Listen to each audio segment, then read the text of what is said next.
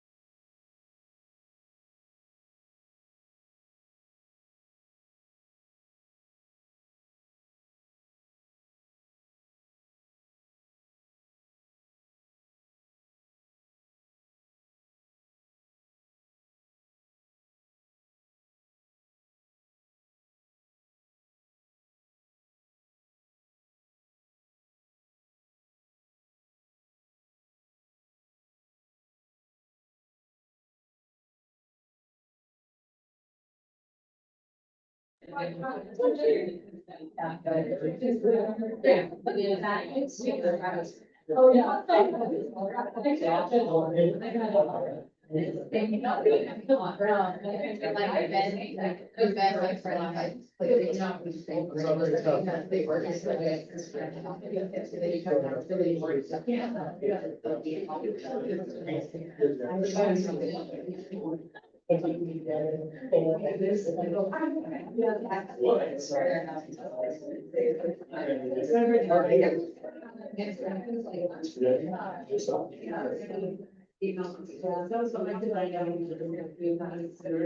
Hey, Steve, we're still getting complaints that people on YouTube can't hear. So if everybody can just speak into their mics. Yeah. When I was sitting over here during the planning commission meeting, Uh-huh. drove nuts. I mean, did not hear. Oh, right. You see, you're sitting here. There, and then. That's not good. It's when you're like close. So, yeah. They need to talk right in. Yeah. Okay. Yeah. Request. No. And Johnny is here. Yeah, we gotta. Thank you. Oh. Oh, I know. Yeah,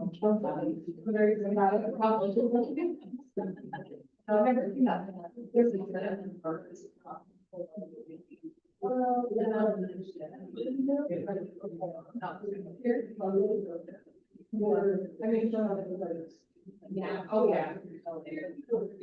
I should screw that on before I get up thinking it's screwed up. Freak of it, and then put it all down the front. You did? I put my jacket on because it's getting cold and those big glasses. I stood up just like, oh, I'm waiting, just kind of walks off and I'm sitting there like, oh, you're gonna bring over the towel. Finally, the manager came out with a towel. This is the weirdest, but worst experience I've ever had. And then Fred ordered spaghetti and I was just drenched this fine for this. That's freezing. And I don't even know what I'm talking about.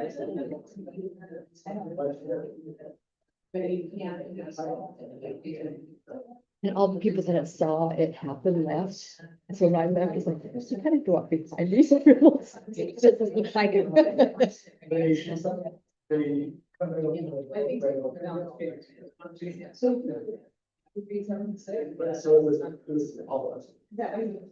then that's. I would like that. No.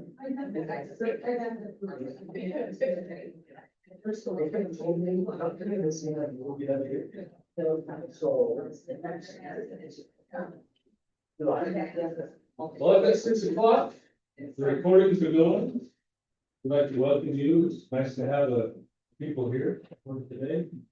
We have Jelly attending via Zoom or whatever it is. And the request is given to speak into your mics. So when you speak, please pull it down so that it can be people online cannot hear us talk. And Dave, Dave hopefully will come. I'm not heard that he's going to speak. So we will start with the pledge of allegiance and opening prayer by me. And so that will be drive. Repeat the pledge of allegiance. I pledge allegiance to the flag of the United States of America and to the republic for which it stands, one nation, under God, indivisible, with liberty and justice for all. Thank you. Finally, we're thankful for this opportunity. We have to serve the residents of Pleasantville at this time, and we're thankful for the people that are here, the wonderful neighbors that we have, and the spirit that we have in our community. We ask that as the decisions are made today and in the future, that we'll have the good principles and things in mind for our city. We can improve and have a good spirit here in our city. Please be with the first responders and our public employees as they work to provide care and safety. They'll be watched over and take care. Take all we can have safety into.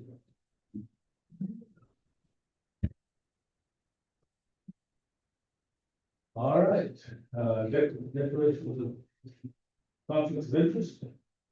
Everybody had a chance to look at the agenda of everything with the moment. Johnny?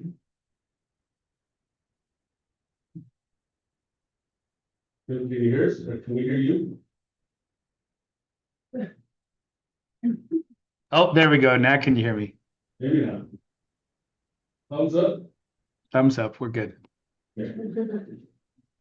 Okay, this is the time for public comments, and we have a couple here today. This is for questions for the hands to the council. We'd like to limit that to 3 minutes if possible. Depending on what's said, we may or may not comment on it. That's kind of, this is your public comment to the city council. So if any of those would like to comment, please stand. Now you need to state your name and your address, please. Okay, I'm Heather Bingham. I'm at 3346 North Monmouth West. And I don't know how many of you have been through the Pleasant View Park in the last bit, but there is a giant like block on the west side. So you can go down both sides. There's by the pickleball court, go down to the school on both sides. They put a big block and put a sign on it that says foot traffic only. Kind of crazy because it's really hard to get over the block. So I've had my kids, go up to the park that way, but I have a lot of neighbors whose kids come down to school that way, so they go down the stairs. And trying to get over that with a backpack, and I've watched some elderly people, I don't know if you guys know Dixie Blackington, she's got, I don't know if it's Alzheimer's or dementia, so she goes the same route every time she walks. And she keeps trying to get around that, and it just drops off into like a lower field below it. And so, it just makes it really hard if you don't want to be in the traffic of the pickleball courts. Now that we have more pickleball court, there's so many more cars coming in and out of there. With the kids coming to school and from school, or going up to the park or coming down. I know that when they put it up originally and they blocked off the other access, it was for the bikes. And they don't care that it's there, 'cause they just go around the other one. So it's just hindering the foot traffic. And so, we've talked to a few people, we talked to the chief of police, we've talked to some different people, but no one really. For it. I'm hoping that can be moved so you can actually get foot traffic down there, and then the kids don't have to come around. Through all of the traffic of the pickleball court, especially in the morning, because those courts are so crazy in the morning while the kids are coming to school, and I go walk my dog. There's just like, all the courts are full, there's cars in and out of there, and it just makes it really dangerous when that's the only way you can go unless you wanna like hurdle or climb over this big block here, right? I will make one comment, and I talked to Art. Yeah. And that drop off is one of the concerns, they want to close that side, it is not a really a public walkway, it's been used for that. But that's why we left the other one open, kind of down the middle, to go straight to the stairs. Yeah. And then we'll revisit that again, but I don't know why they can't, I mean, it's pretty much the same, just as the exception of the traffic, they get that. That's the biggest issue, is I don't like my kids going the other way because they have so much traffic, and we've had some close calls, because people pull in and then back out. But the drop off is the real issue there, so just, Yeah. and it's a safety thing, especially for, Mrs. Blackington, falling off that. Is that the city's liability then? Well, I don't So know, like you said your piece, but yeah. that is one of the issues why. I don't think the drop off was an issue until the block got put there, because I've lived here since I was 2 and gone that way, because I'm in the same house I grew up in. We've never accidentally fallen off the drop off when the path was open, but if you can't climb over that block and you don't wanna go around, trying to get around that block, I think is. We'll bring it up again, see, it's just. We'll take that. Okay. Thank you for your concern, appreciate it. One Okay, I'm talking to you. of the other reasons in talking about this issue that snowmobiles and also, the vehicles that are not supposed to be part of, that access was being used during the winter, people were bringing their snowmobiles and ATVs and things like that, and that's not. Yeah, I think that's what doing is they're just going up the hill around the other. We're changing that as well, so good, there's barriers on that, so both of them, that is happening. Right away, and we're gonna gate that up so that can't be. Well, that's gonna happen as well, along that access. Anybody else have a comment? You can state your name and your address, please. Right along 3 minutes. My name is Mark Green, my address is 3337 North 650 West. Serenity subdivision. I'm here to voice concern and try to get some clarity on why we cannot have a retention pond maintained in a time limit or at least in a routine. I'm the developer of that property, and I was required to provide this retention pond and require sodding the retention pond. For the sprinkler system, which I've done. My expectation was that it would be maintained.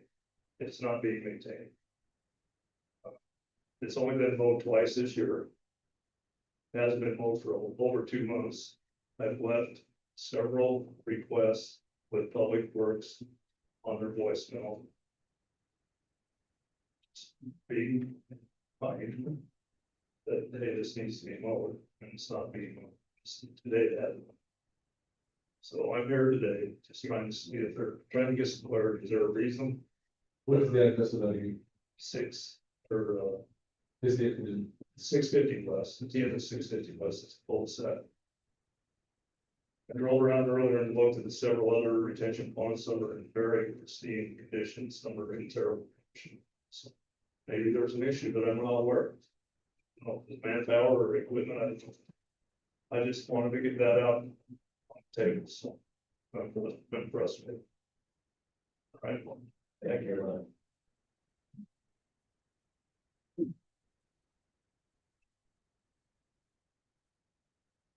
All right, my name is Corey Jepson, representing Evan Beverage Corporation at 2751 North, 1000 West.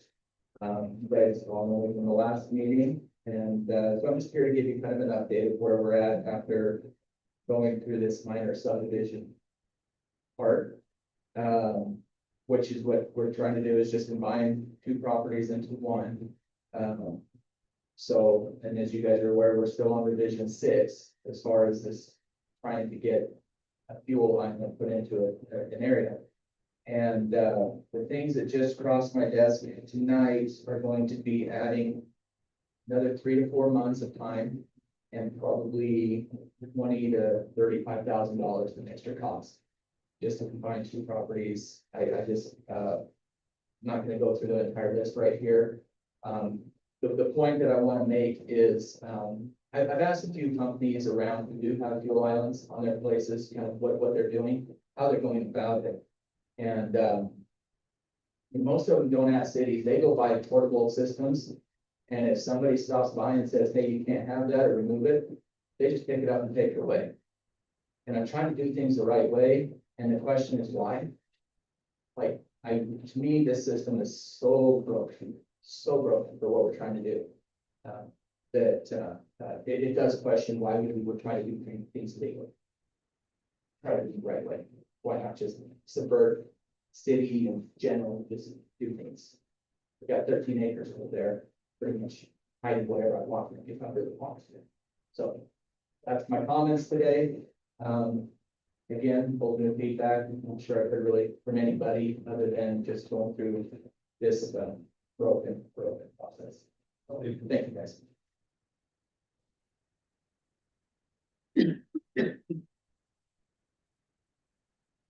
Just for clarity. If you have public comment, I don't want to have a comment, I want to know if this is the appropriate time for comment.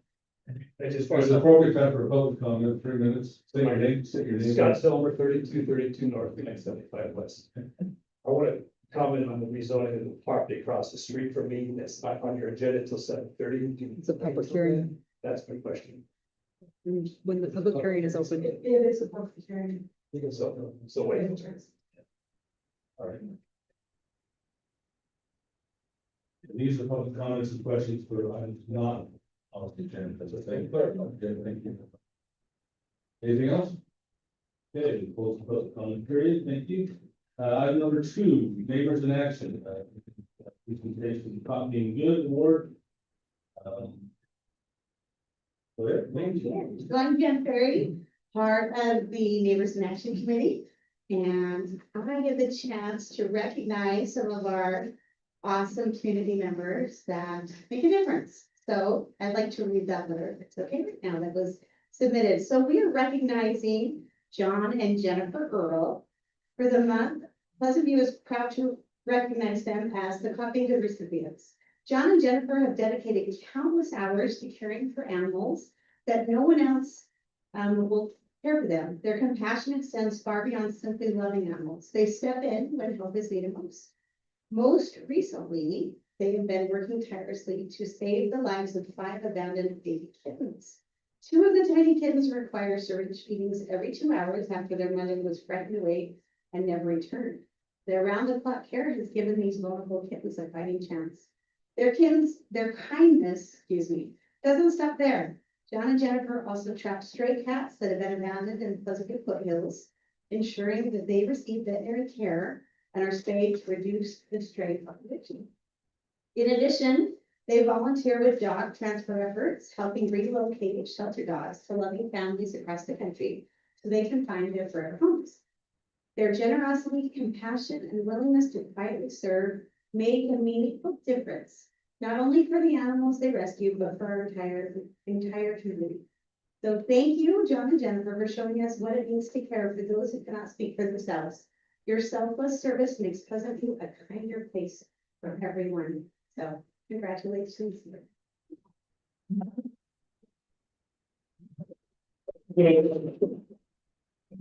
On behalf of the city and city council, we would like to recognize, Don and Jennifer Earl, in recognition of your quiet dedication, selfless service, and positive impact on Pleasantview community. Your humility and commitment exemplify the values that strengthen us. Thank you.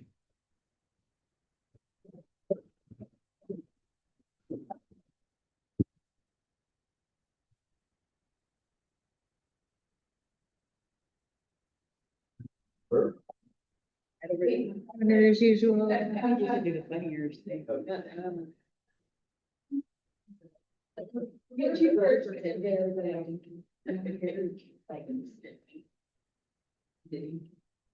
think she needs to go into the, no. She was my friendly mom, dude. I was like, how did they find out?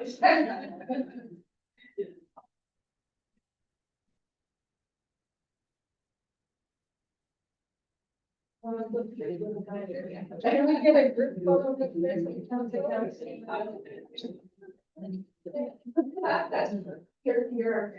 That's right. She's my family.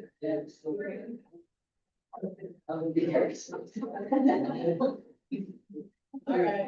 Squeeze in like the legs together. Okay, 1, 2, 3, okay. 1, 2, 3. Thanks. Thank you. Bye. Thank you. Thank you.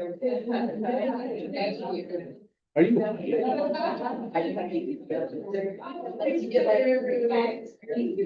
And those. Thank you. Sorry. I do what I want. Yeah. So for all the public that is remaining and we're short on positions. So we need to keep that going for all those who are listening, or there's a lot of good things done, and I've talked to a lot of people, I said, well, maybe I'll turn it in later, so let's. Turn it in now. Thank you. All right, we have a training work session,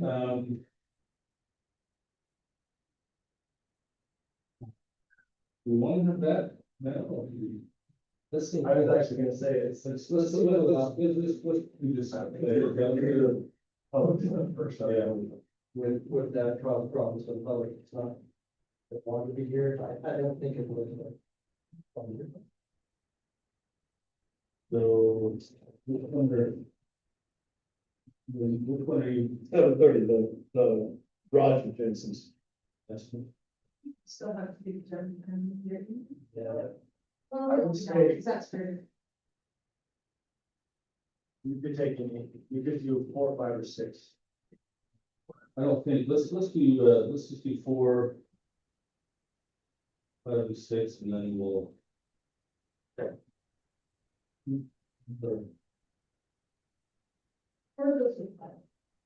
Yeah, so let's just, we'll skip the training, that'll be 45 minutes.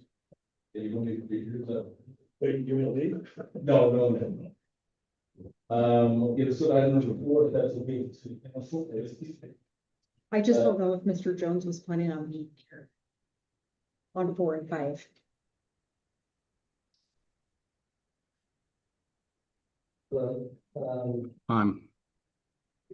It'll start at 7. And you can maybe come to planning commission, all that is done. We'll go 6 then. That's separate. 6 is separate and that applicant is online right now. Okay, we'll go, 6, this is a rezone public hearing, discussion considerations for rezone approximately 1.303 acres of land located 3250 north, 1000 west from A2 agricultural to RA20 residential. To RA20 residential and RA15 residential. The orders from 2026, that's Wednesday. Yeah.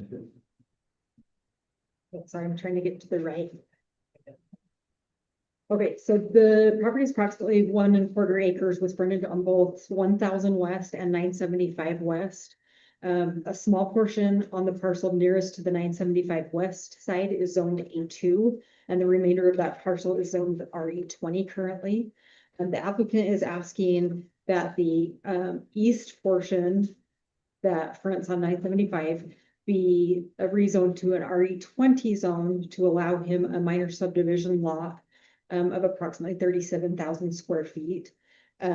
He's requesting that the western portion be rezoned to an RE15 to accommodate approximately 17,000 square foot lot that the current home sits on. A minor subdivision application has been submitted and is being reviewed by DRC, because that just is the only step for a minor subdivision is approval by the DRC. Both zones are consistent with the future land use map and designation of low density residential. So staff would recommend approval. Backwards. Huh? I don't know if I have it backwards. You do. So those are backwards. Yes. Okay. Yep. Let's say that. Oh, Yeah. Yeah, so it'll be moved. Have to be corrected. Yes. small, This is scheduled for a public hearing and no other public comments have been received to this item. yeah, so, the warrant is, the warrant date. No, it's, yes. So, and so the line would be changed as well. It would come further to this side because this would be the 17,000 square foot lot on this side and the 37,000 on that side. So it would align with the current lots that are on this.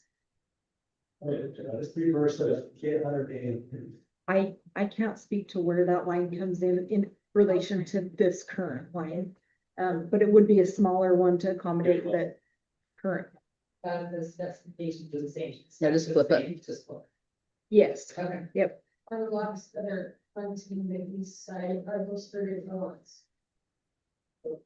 Like the lots next to it, I mean, that are fronting that road, 975 west, are those 30?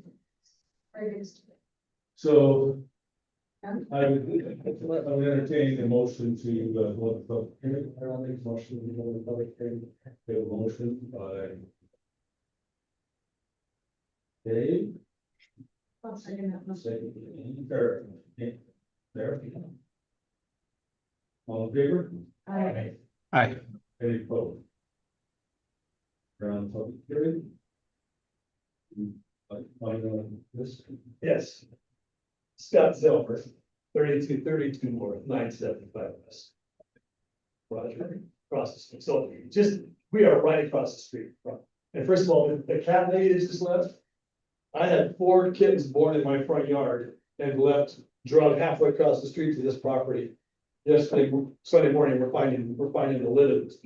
Drug all across the road. So good on the cat lady, they found the lady in the water or something to take the ones that were dumped in our house. And they came from this existing lot that many cats that Roger's brother had there. I am so grateful that we're doing something with this. This is a wonderful thing. Our only concern is to make sure that the CCRs that apply to all the other houses in that part of the Jensen subdivision will be held to those 3 lots that front that road. Yeah, there's the 2 lots next to it were created after the school put the road in. And the expectation was this would happen at some point when this happened, but. At that point, the discussion was always that those were part of the Jensen subdivision, and they would follow the same CCRs. That's our only concern. It'll be a wonderful thing, assuming that that's the case.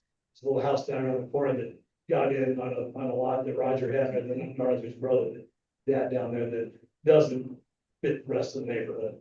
And so that's one of those things that we just don't want for that. We'd like those 3 lots to be consistent with the CCRs that already exist. There's a little one that's on 3200. There was a lot that was built in there. It was a smaller lot and it's a smaller home and no garage. And I mean, it just doesn't fit the rest of what's there. It was an existing one. Well, it was part of the, it was part of the piece of the orchard. Yeah. And at one point, it was a larger lot, and then the people on the other side bought a piece of it from his brother to, what's his name? Brother, what's his name? Ron, sorry. from Ron to make a pathway through, and that made that lot much smaller. And then they still, like, the family that actually lived there, sort of, he left town and came back and wanted to be in the neighborhood and bought that. And good on him, but that house isn't consistent necessarily with everything else that's going on. We just want to make sure that the rest of what happens on those 3 lots fits the rest of the neighborhood. Find out that they have the. The CCR should be on file with. We don't, those are private covenants, within the development, those aren't maintained or enforced by the city. So the rezone won't have any effect on that. This is just for land use. That's it? So he knew what he wants. No. It Yes, it has to be the state ordinances for already Yeah. 18 lot, or already 20 lot. So the house is. Anything else, the same as your subdivision did. Yours is not on CCR either, I don't believe. Yeah, there was a whole set that were written that matched the actual Jensen subdivision 1 or 2 or whatever, I think we're 3 or 4, I don't know which one we are. Oh, that's 21, that block was not. No, it was not, and that's what I'm saying, that wasn't, what's there is, it wasn't an existing lot, none of those lots existed yet. They were all the backyards of the 3 lots on 1,000. Those lots came all the way through the road. So, not our attorney here. No, I don't think this would be up to standard, but I think that the house can be a nice home. I was too, I just asked asking that, I don't think we can hold that standard on. Yeah. Really, Of course. and this is really the one lot, it's not all 3 of them that are still facing, that those other 2 that go north are not part of this rezone. No, I'm aware of that, I'm aware of this, there's, to the south, there's two south, but also face our street. Yeah, so, I mean, from what I know, I don't think it's gonna be an issue, I think he's gonna do a great job, I think it's gonna improve that no matter what it is, but I'm sure he would, that was just I our. don't think we can hold them to anything that you were had mentioned, so I just don't think that's possible. why did they make that? Well, it's with It everything. didn't exist at the time, you kind of get the nail on the head, why I was saying, because that was not included in your original covenants, you can't measure. We're not asking anybody, to pay us for. Brody, You know what this, clarify that. you know, Yeah, give it a little. Yeah, It's, I mean, your subdivision you had put in there has some covenants or something that. right, and actually, the ones we put as matched, the other Jensens, that were 1 and 2, That's. you basically tell them, build a good house, Roger. I don't think there'll be any issues that honestly, what I've heard is gonna be very nice. I'm sure that's the case. And it'll probably be nicer than the others, I don't know, I hope so. but I really think that it's Fair not enough. an issue. And We just wanted to be. this is such a nice thing from what it's been, Oh, they ended up. so anything's better. Anything's better. So I feel very happy that he's doing this and thinking that he's got one thing, so that's my opinion, but. Anyway, anything else? That's what we're asking. All right, thank you very much. Any other public comment? we're on this. That's right, but I want to know what we got. One, number 6. Talking about the rezone. Where and we have the applicant here, correct? He's online, yeah. That applicant. Mayor, I'll make a motion to with about Karen. Okay, the motion, what's that? All in favor? Aye. The motion. Thank you. Okay. Is Johnny doing thumbs up? Johnny, Oh. thumbs up? I said aye, but I'll give thumbs up. Speaker or what? The voice? Can you hear me? Can you hear us? I hear you. I don't know if you can hear me. Okay, give a thumbs up and we'll bring in. There you go. Is that okay, Toby, to give a thumbs up versus? Audible, just note, it's notated on orally for the record. Okay, have a thumbs up, Johnny, we heading this meeting. Okay, any comments or concerns from this rezone? I'm just curious why we're reversing the zone to the RA 20. What's it, 18,000.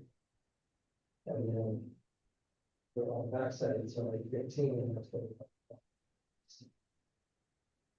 Currently, the A2 section is on 975 West. It's on the back of the property. If Well- It's a tiny little bit. So it was I thought it was A2, the whole thing. No, A2 was just on a sliver on the frontage on 975 West. And Mr. Jensen, would you like to comment on the reason why you are?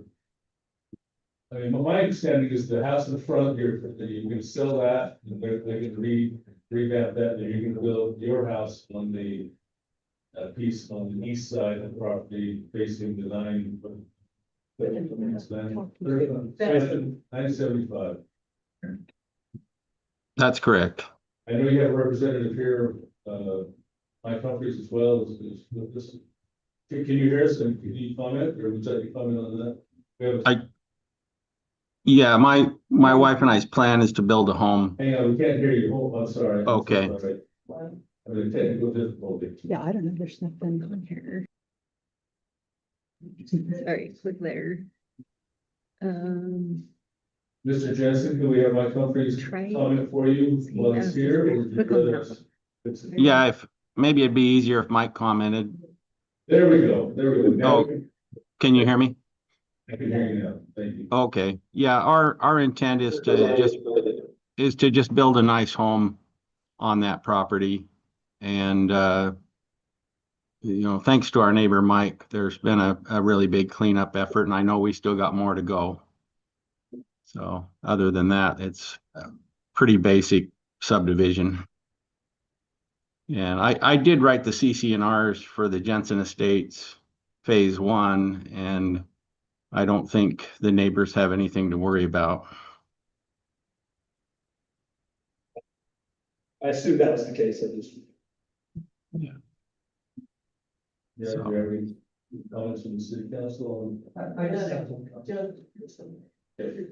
Yeah, I don't know what's gonna happen with the house on 1000 in that lot, that would be an RA 15 lot. We know for years it has not complied to any of the zoning requirements for that area. What's gonna happen with that? Will it comply? I'm not sure. It's to Okay, was that question about the existing house? yes.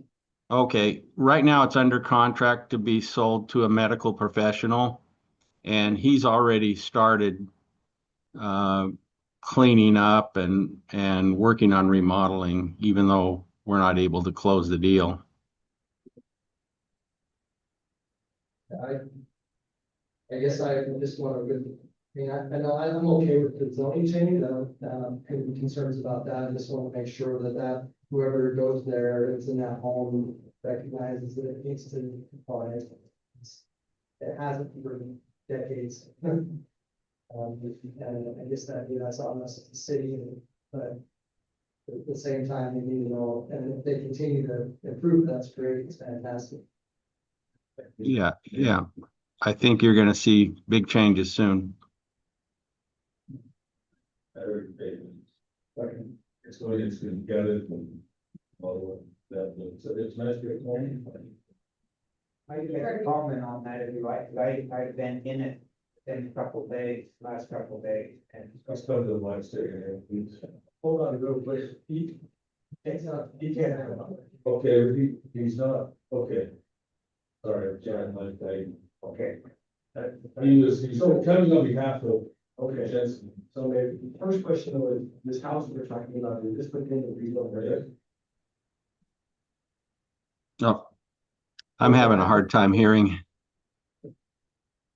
So, Mr. Jensen, we were gonna have Mike talk about some of the things that he had done. Our attorney says that he can't talk during public comment unless you give permission to have him. Oh, I did submit the form that he could represent me.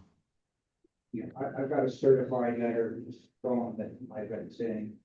You know, you make it, is that okay? Yeah, what is with you? Bush, please, Mike, before you give your name and address. Yeah, my name is Mike Humphries, my address is 2925 North 600 West, Pleasant City. And I have been helping Roger clean up the area in question. And the house, like I say, he's got a prospective buyer, well, a guaranteed buyer to go in and clean up. So what they've done is they've gone in and actually gutted out the house. It needed to be totally gutted out. You're talking about all framing and everything. And then they'll go through and ozone everything and clean it up and then build it forward. And sorry, and he's doing a great job right now. It's amazing what he's done, what I thought that could happen. Yeah, and it's a solid house, you know, it's a full brick house and the concrete foundation is in great shape. He'll put a new roof on it, he'll close the garage he's talking about, so he's gonna bring it up to a nice home. So, thank you. This really is the rezone, and I think we probably on that, so let's get back to the rezone for a minute, if that's okay. Thanks, Mike. Okay. Yeah. Thank you. To approve this. Mr. Jensen, did you have another comment? Sorry. Nothing more from me. Okay, thank you. So, look, entertain a motion to rezone, this will be, 22, right? 26-20. I'll make a motion that we approve the rezone. Property at 3550 north on Mountain from A2. And R20 to R2515 ordinance 2026-23. It's 3250, right? Oh, sorry, what I said 30. And that's correcting, flipping the zones. RA 15 be facing 1,000. RA 20. Do with that, maybe? Yep. Second. Then the motion and second, this is a.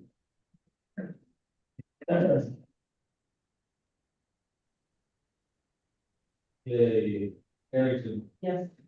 Barry. thumbs up? Yes. Oh, we got Johnny. So, actually, verbally, yes. Barry, Yes. Gary, Yes. Willis, Yes. passes and. Okay,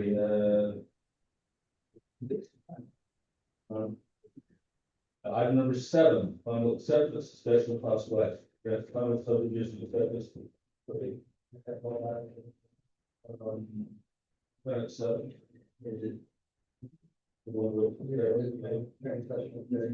I'm just concerned that Mr. Jones was planning on attending and I wanted to give him an opportunity to.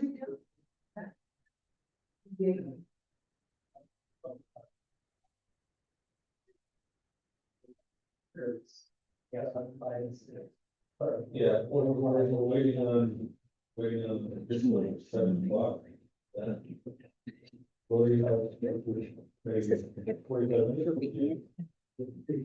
Be short or long, depends on.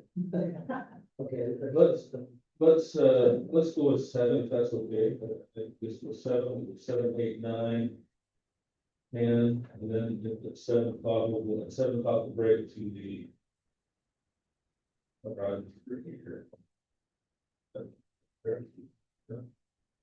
Okay, item number 7. Final acceptance, discussion of possible action. We got full final subdivision acceptance. But we review phase 2 subdivision and end guarantee period.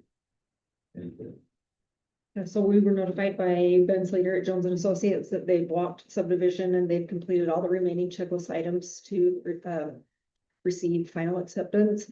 I was not able to check and see if they had any outstanding fees, so my recommendation would be to grant final acceptance of Weaver View Phase 2. Once all their fees have been paid, if there are outstanding fees to be paid, that those are taken care of. I have a question, is there a phase 3?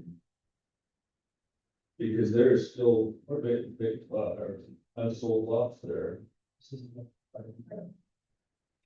How can they have final acceptance if all the lots aren't finished? This phase. I'm saying, is there a phase 3? This is. No, so if they have unsold lots in a phase, if they've installed those improvements, that's what they get final acceptance on. It's not whether or not all the homes are. Sidewalks.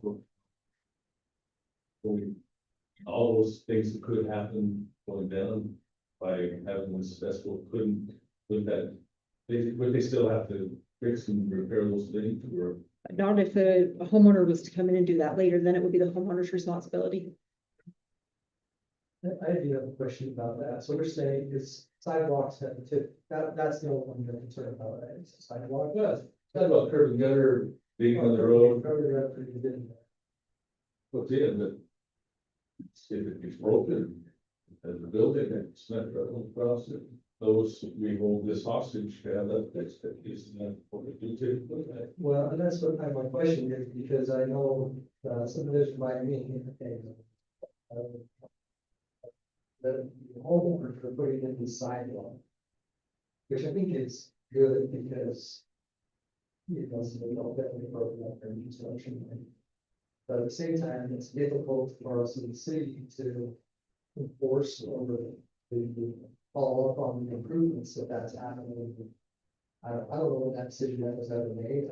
I'm not aware of us saying that, or the city council saying that that was an option. We thought that, hey, all the improvements need to be in place before we get done.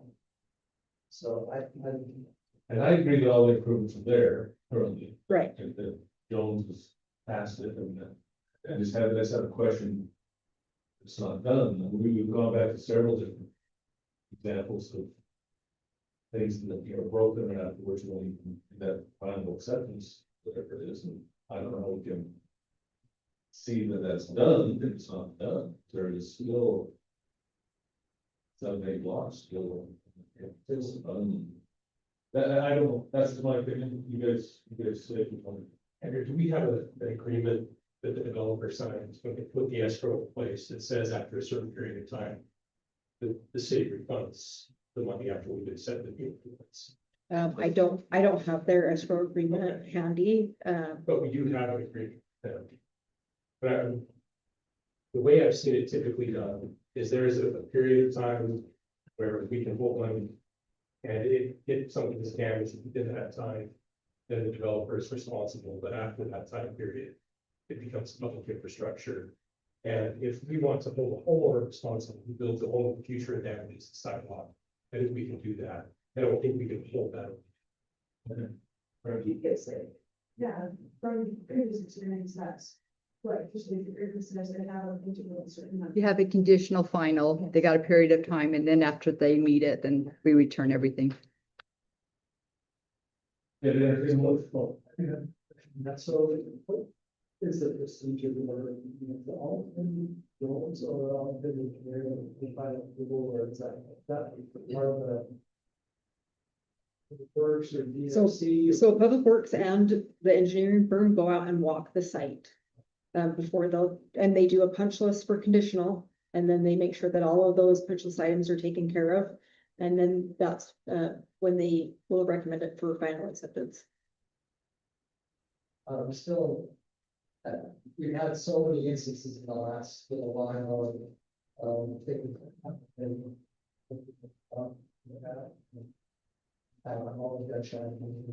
So I'm gonna interrupt real quick and apologize. I need a little clarification. What type of subdivision is this? Residential.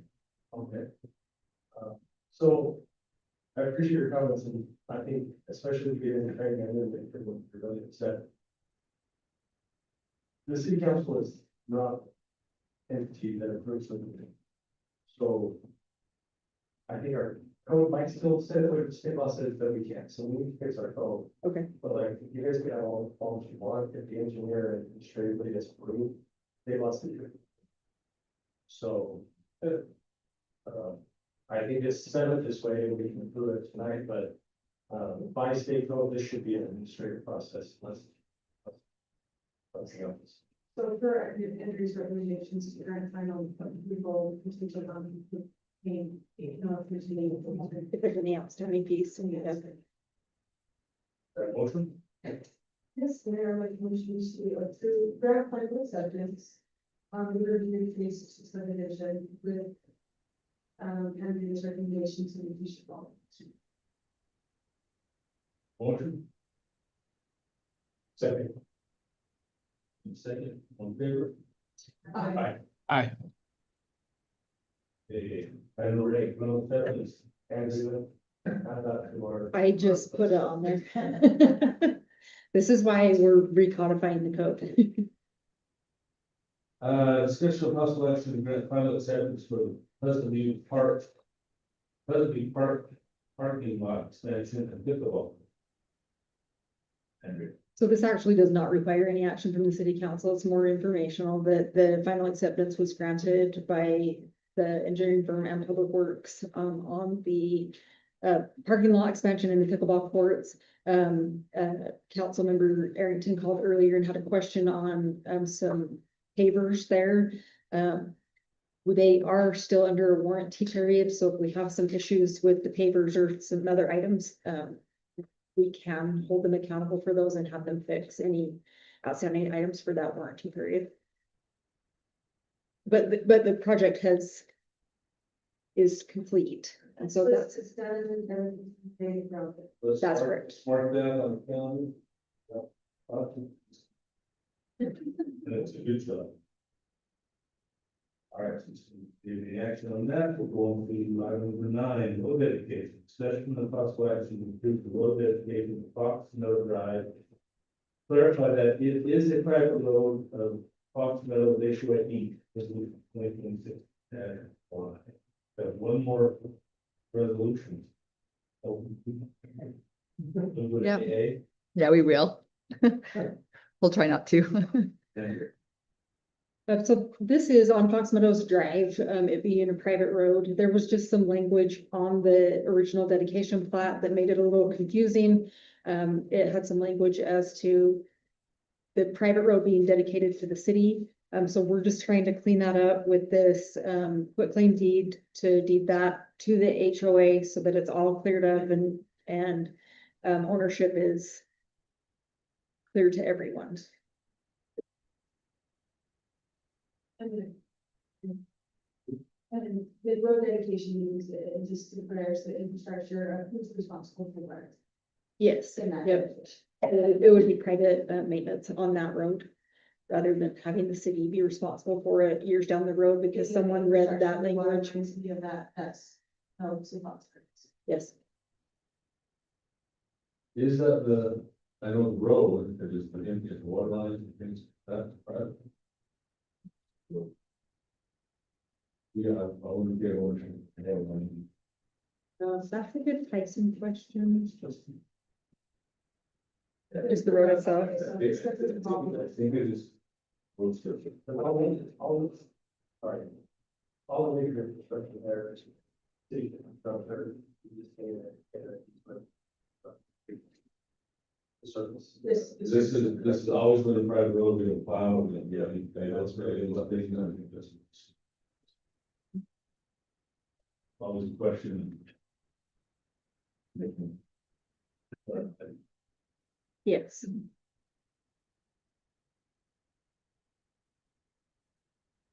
We need to make that. There's that. That's you guys, because I've got 3 more years.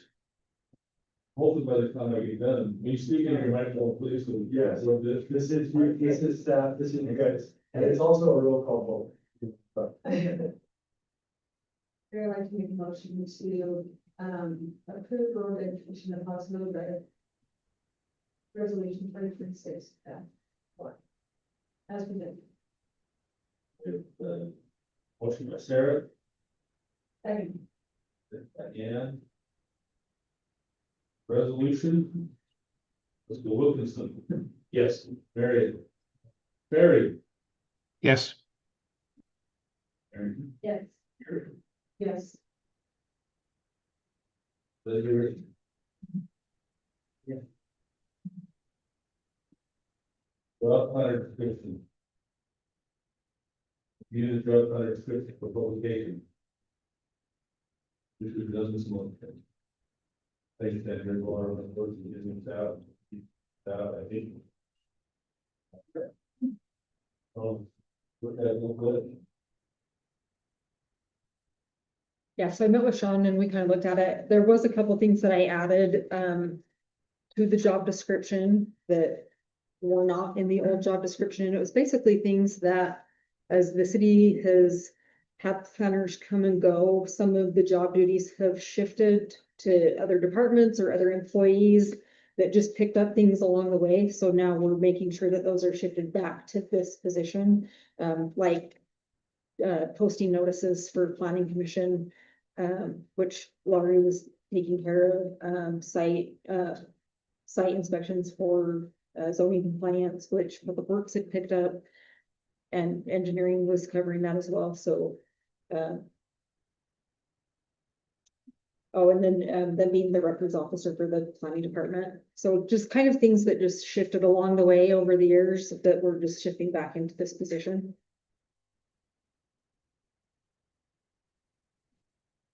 Or do you just need consent to do that, or? Yeah, if there's any changes the council wants to talk about, if you're okay with it. Advice to move forward. Except we did change the salary, right? That was changing. So as Sean and I talked, we decided to take away the planner one part and advertise it as a planner two. So the pay range shifted just a little bit because the old pay range that was advertised went from the bottom of the planner one to the top of the planner two. And then we did also change the education requirement. The planner two had a requirement for a master's degree. We changed that to a bachelor's degree with a master's degree preferred. But we just didn't know if we would attract someone requiring a master's degree. Yeah, that's my concern, the salary, I'm sure that it's competitive enough that we get a higher. But Andrea said that we can technically hire them to mid-range for that salary, and I think, 28 up to 33 years or something like that, we can get some. We can get a good planner for that. I used to, why can't we hire them? Policy. I also said you can't.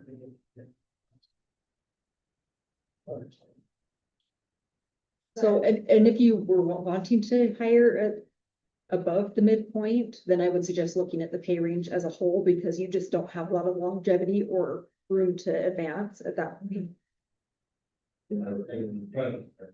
Well, I get that, I understand that, I just want to make sure that the qualified level planner, that's how I think. But I like the investment saving. Let's get it out there. I think consensus on this will be posted, and I don't know, I think we had a question on where we posted it. Is there So it went out on Applicant Pro or iSolved, I guess, so they've been bought out. It's the one that posts it out to Glassdoor, to LinkedIn, to Indeed. It goes on. Laurie has to post it on Department of Workforce Services, and then we usually send it down to the league for their job board, which is where a lot of current city employees or county employees will look for job postings. And also think of it, Utah 88. Yeah. perfect? I hope this. Looking forward to it. Then we ask our applicants to apply the first time to take a look at it, reply, kind of thing. Absolutely. Okay. Work on that. Hey, go to item 11. That's for the minutes here. Communication program discussion and that and possible action for the new constant contact subscription, and I'd like to have your comments.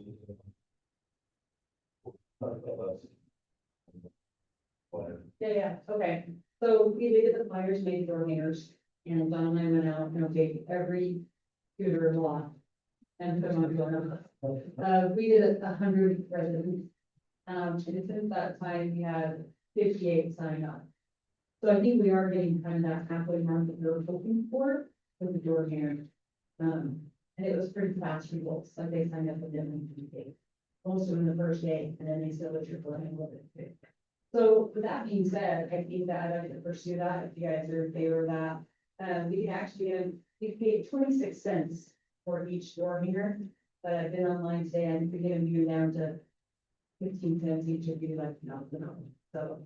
Get the results from that, or also the text. The texts were good too, the work well too, both of them were well. Yeah, since John and Sean signed up, we've had an additional 58. There you go, John. We didn't include them on 50. But we didn't see the wording or so.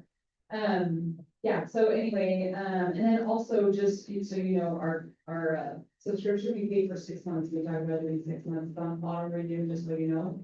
and we're paying $264 for 6 months. If we pay for a year, they will give us an extra 10% of that, that was just a thought. I mean, we wanted just one in 6 months, just to make sure it was really working for us, and we're happy with it and stuff, so. We may want to consider it. So the full 10% to be for this time.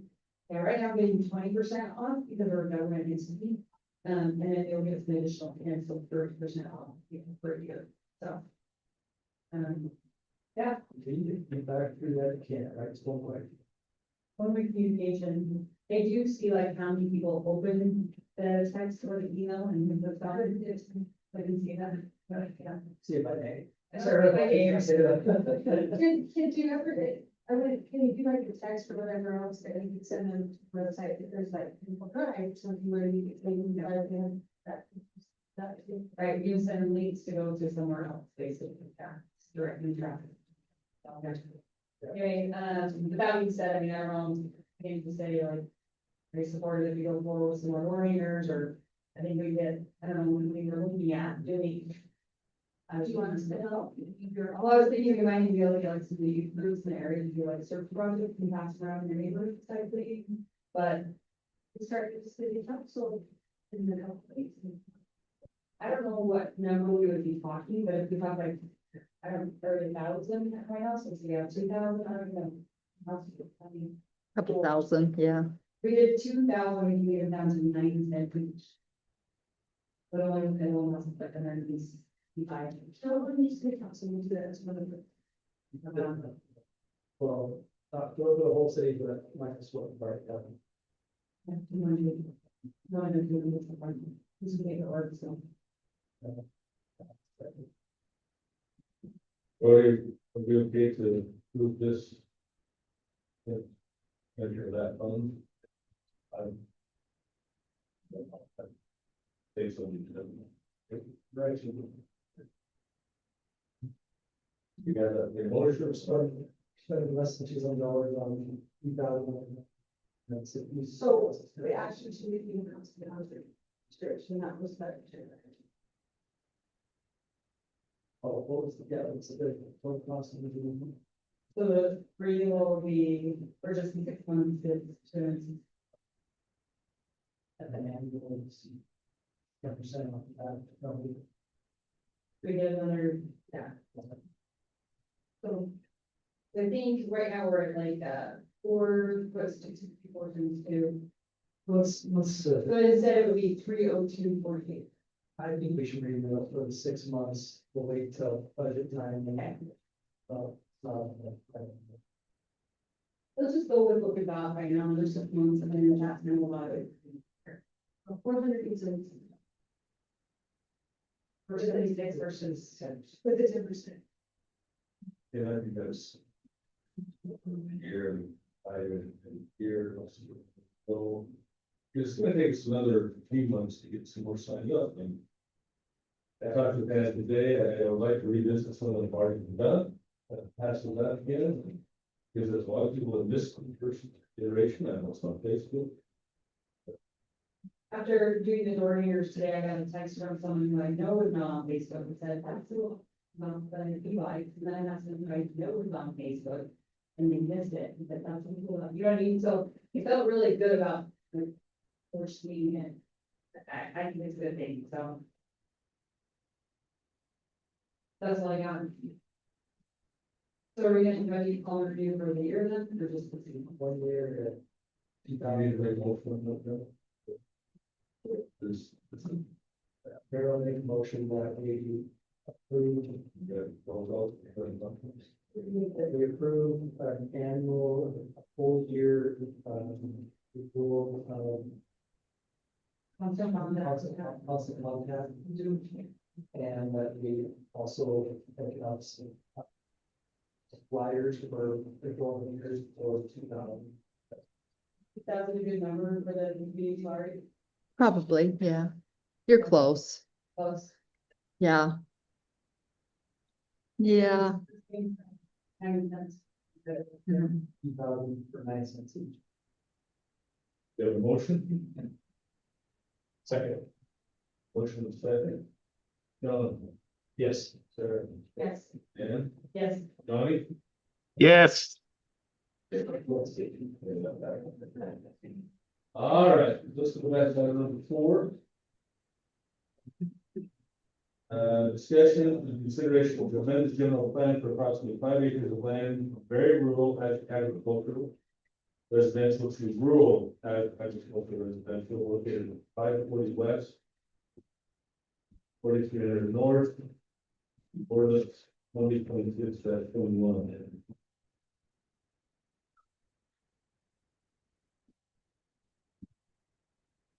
Already going back.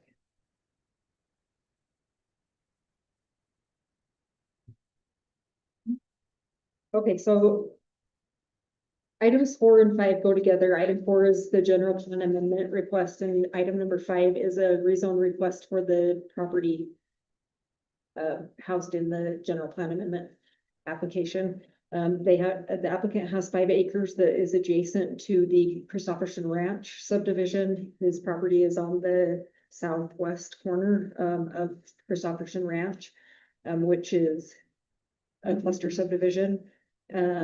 The applicant has relayed that he has a land trade agreement with the developer of Christopherson Ranch that would allow the north end of his property to be traded to Christopherson Ranch into that parcel A, the open space, and allow him access onto 500 West, so that that lot in the back would have access to a road. Yeah, so his hope is so that he can rezone this, subdivide that into 2 lots, so he has his home on the front, and they'd be allowed to build a home on the north portion of that property. And if the general plan amendment is granted, then the rezone would be compliant. So staff hasn't received any public comments on this as of today. The planning commission recommended approval of the general plan amendment as well as the rezone.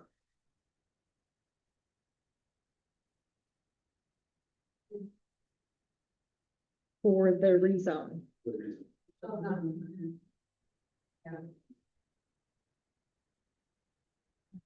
Very conflict, like you're hiring this one with the developer, I mean, number of events at the very beginning, and I think it just is a win-win for everyone, so I'm looking forward to this. Yeah, from day one, I think when we start talking about, it, I think it's the right thing to do. I do. That's what I kind of talk about, but I don't understand how the front will work, but and you can explain that something. For me, I feel like it's the right thing to do. Everybody's good on the motion, okay. I'd like to make a motion that we amend the general plan, stated on 540 West 42, and then the ordinance 2026-21. You have a motion by Ann, Second. second by Sarah. Okay, let's go Ferry. Yes. What was that? Harrington. Yes. Mary. Wilkinson, yes, Gary. Okay, that. Board, unanimously, okay, item number 5, this is your rezone, public hearing. Discussion and consideration of rezone approximately 5 acres of land from A5 agricultural to A2 agricultural. It's located at 540 west and 4300 north. This will be ordinance 2026 dash. So this is just the same information as I just presented. It's just, it would allow him to divide that into the 2 lots where it's a current 5 acre parcel zoned as A5. Taking it down to A2 would allow him to subdivide that into 2 lots and allow a home on the north portion. We haven't received any public comments thus far, and the planning commission recommended it. Second. Dave and second by Ian. All in favor? Aye. If I don't public hearing, I got it here as well. You're welcome. You want me to say something? You're welcome. You looked at me like, you can. Rafi Jones, 540 West, 4300 North. I just, for me, just clarify how the trades can allow. So we're basically just talking about a land swap from the north part of my property to access the east side so that it then has access to the new road. Because we're keeping the same open space amount of land and just change locations, but it's still the same. Does that understand it? But yeah, so it's just a half acre swap from one side to the other to give us access. To get us 150.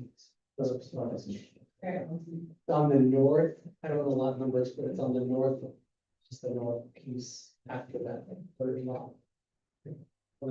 On the west side of the road.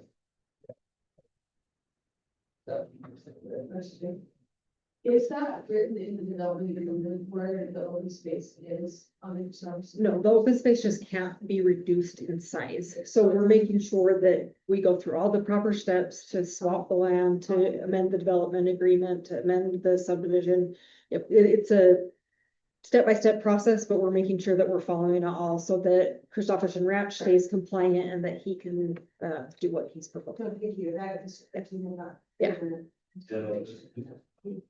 That, and kind of talking about it, there's a name, the property version. I think it's great. Anyway, sure, okay, I'm not good, anything else to go out of public hearing? So. Second, Sarah, Tom, favor? Aye. Aye. Ready for evening and the end of comments? Make a motion that we rezone, as for ordinance 2026-22 as discussed. Motion, second.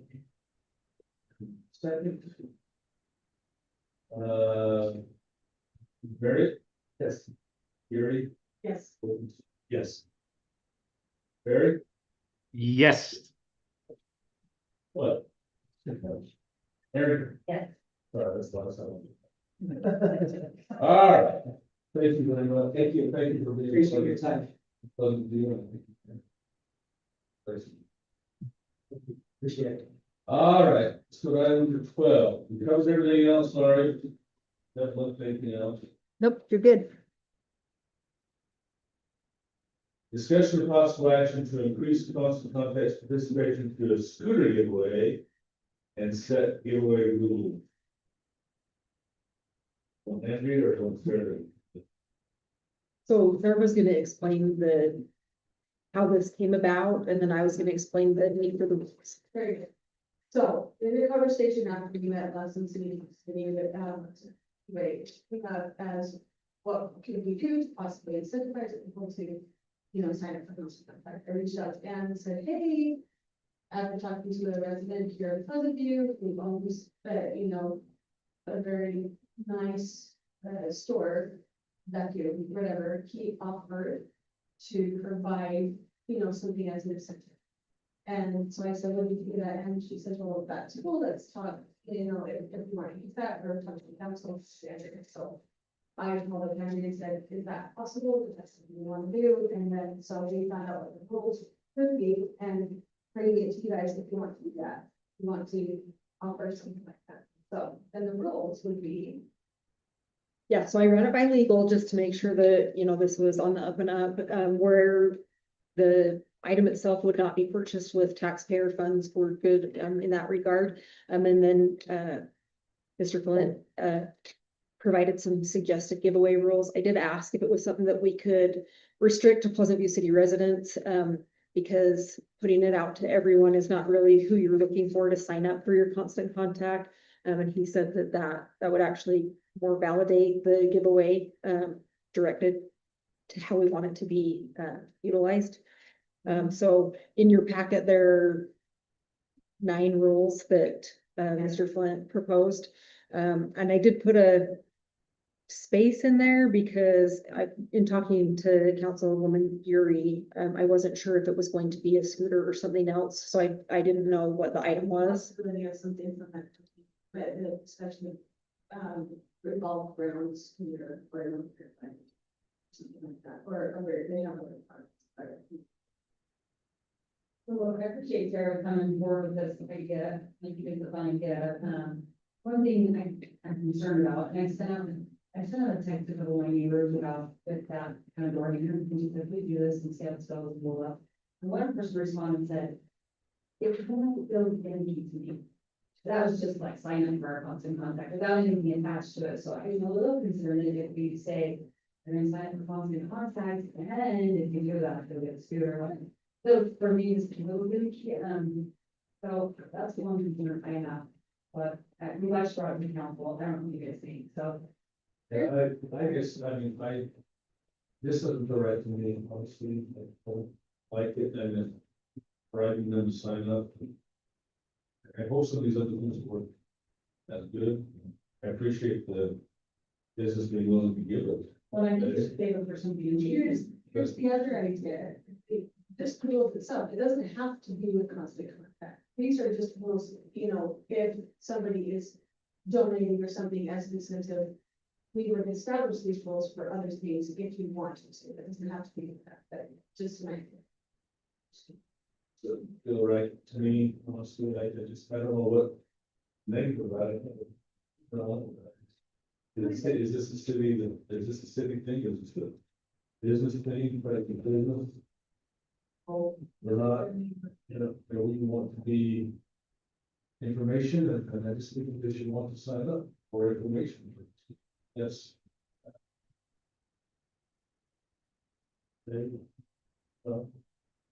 Done.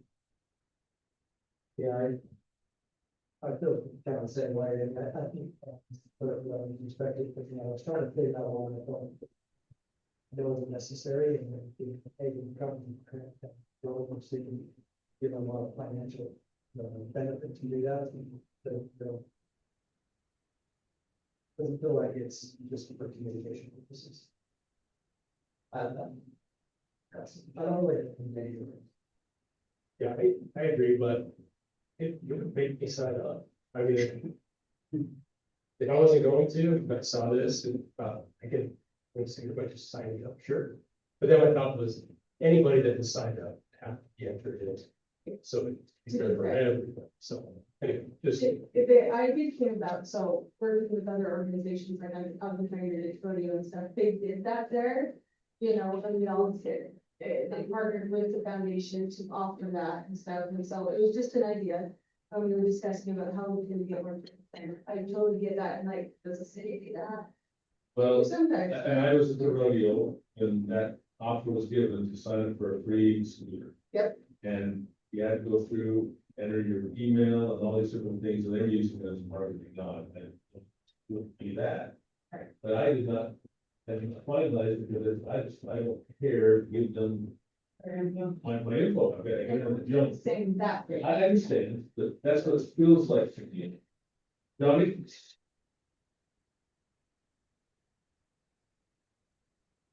Can you guys hear me okay? No.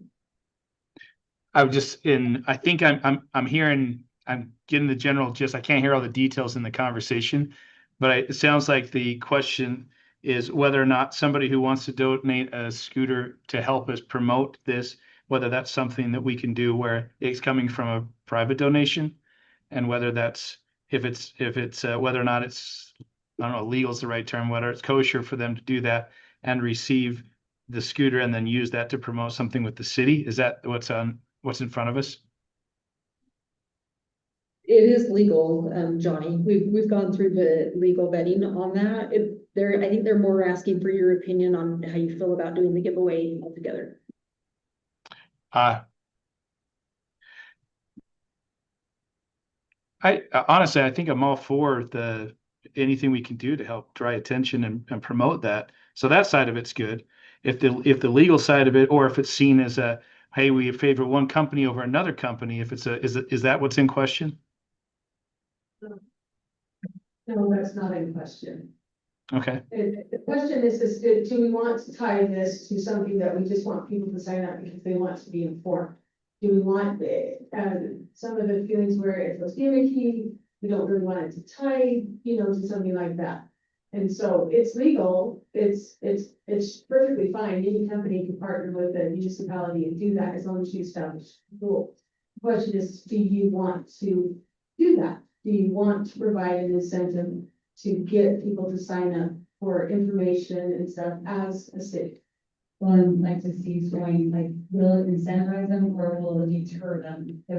Will they feel like one having all the information and then they're gonna spam me, even though we're not, does it feel like that? Right, and it would be different as far as the rules would be, it would be like, was it Romeo, it would be on, you know, you just sign up, then you're entered with whatever constant contact that you do. But totally understand what you're saying. Yeah. My only advice on this is I've done other giveaways and promotions and things in the past. Just make sure that the terms and conditions are, the fine print is clear about what it is we're doing and not doing, so that somebody doesn't try and take advantage of the situation and that we can actually execute on what we're saying. I think that would be bad if we went down the path and all of a sudden realized that we have two winners or something and it blew up in our face. I don't know. Just make sure the terms and conditions are clear.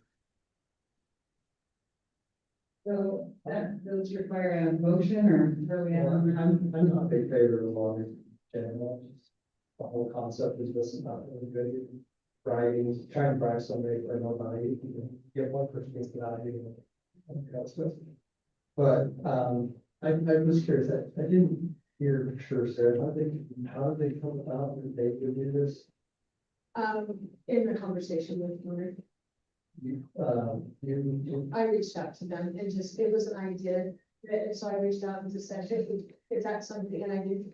Parents meeting, I said, this is the couch meeting discussions, council and stuff, but is that even a possibility? And so that was the conversation. That's it. There was no guarantee, there was no promise, there was no nothing, and the owner wasn't the resident and just owned the company and he was like, yeah, we would love to do something on the city line. That was his. That's all. This is an action item then, possible action. I think that we're gonna take most of that. I like to make that motion. But I think it's the scooter giveaway and said people are gonna put a scooter in. I would say honestly, what you're deciding is want to get the scooter away or not. Yeah. Yeah, this is not the giveaway. I don't even know if any motion is. Direction. I would entertain a motion, so we have, Already on public record in the discussion. I think the motion would be denied the scooter giveaway for the constant contact participation. I'll say a motion. We have a motion by him. Second by Dave, all in favor of not. Using the scooter giveaway. I, We have a 3. Any opposed? 4. is that a yay or a nay? Because you, So opposed to this would be yes, opposed. Motion is denied. Yes, because that goes with the motion. Nay. There you go. Yes, so we have a nay, 1 nay. Johnny, I didn't hear you. Yay, I want to deny it. Is that what I'm saying? Okay, so we have 4-1, Sarah, Can I give my explanation? okay. All right, I'm gonna take one little break before the, presentation.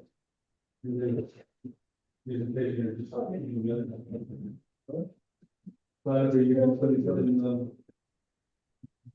this little recess, just one minute. Where's everybody going? John, they're recessing for just a minute before Brody's presentation. Unacceptable. I'm so content people are not talking to their mics. I didn't. I see you.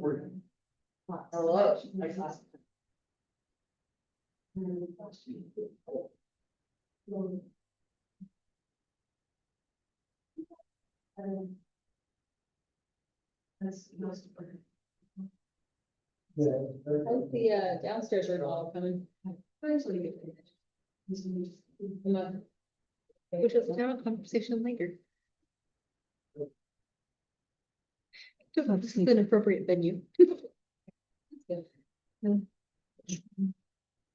Just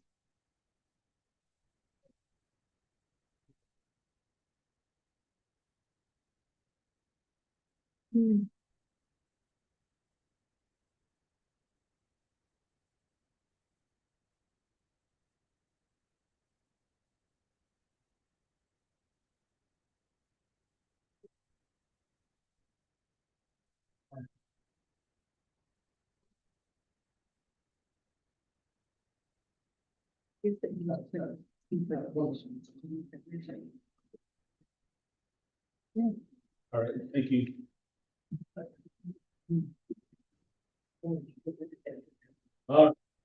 Thank you.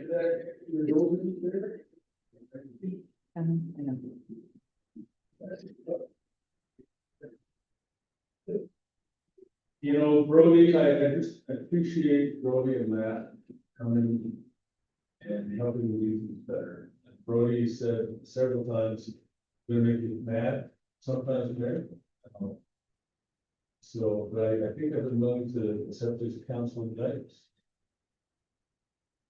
And we're glad that you're still on. Me too. Last, you know, I think you. I didn't feel very comfortable. But you look a lot better. Well. Thank you. Okay. Let you have your time. So some of this might be a little repetitive, but some of it is required because of our. Johnny, can you hear him? I don't. Yes, yes, it's somewhat mumbled, but I can get the gist of it. Well, it'd be better to have you come to the mics. I'll bring it closer, how about? Johnny, can you hear? You know who sounds the best? Lori sounds the best of all. Whatever she's doing, however she talks, it's like a message I just from talk heaven. loud. Yep. You can't hear me. I thought you You're- were the mic. I hear you, but it's like rub, rub, rub, rub, rub, kind of mumbled a little bit. I've heard it sounds like people are in a fishbowl. That's the comment I've got. Yeah, so that one, that was clear. I don't know who just said that, but that was really clear. Is it too close? I don't know, Sorry. maybe. Well, Yeah, what that sounds about good. That sounds perfect. Okay. There we go. So do not talk right into the mics. Is Yeah, that- I would say so. Now I'm on the other side of the screen here. Yes, that does sound a lot better. Okay, there you go. Keep it about foot and a half away. Except for you, Brody, we need to hear you. Fair enough. So again, some of this will be repetitive, but some of this stuff I've said, I structured this one to bring up kind of major issues, and also, like, if you guys have questions, I'd much rather just answer questions, as they come up than me just talk at y'all for a minute.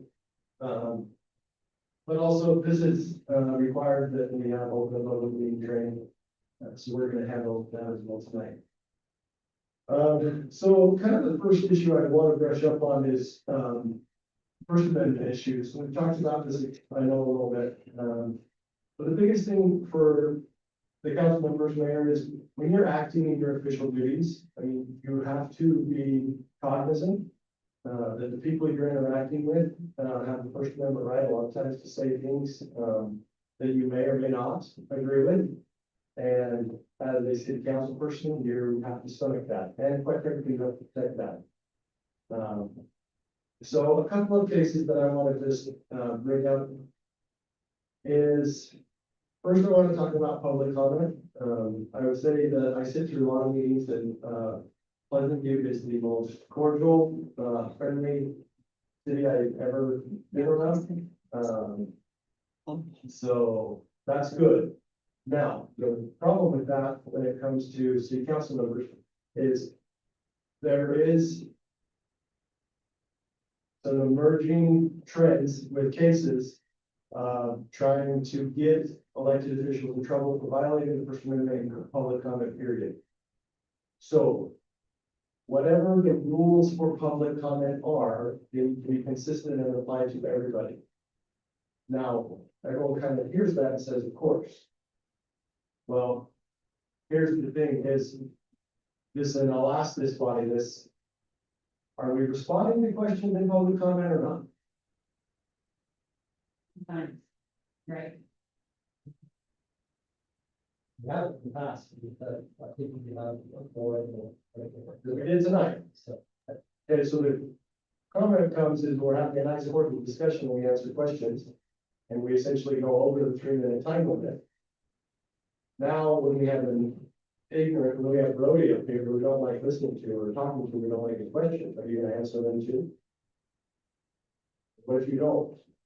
And what if you make Brody sit down at 3 minutes but not jump? So I don't want to change the tone of your meetings, because quite frankly, you guys have pleasant meetings, and that's a good thing. But we have to be very, very careful of what the rules are and what we are or aren't going to do.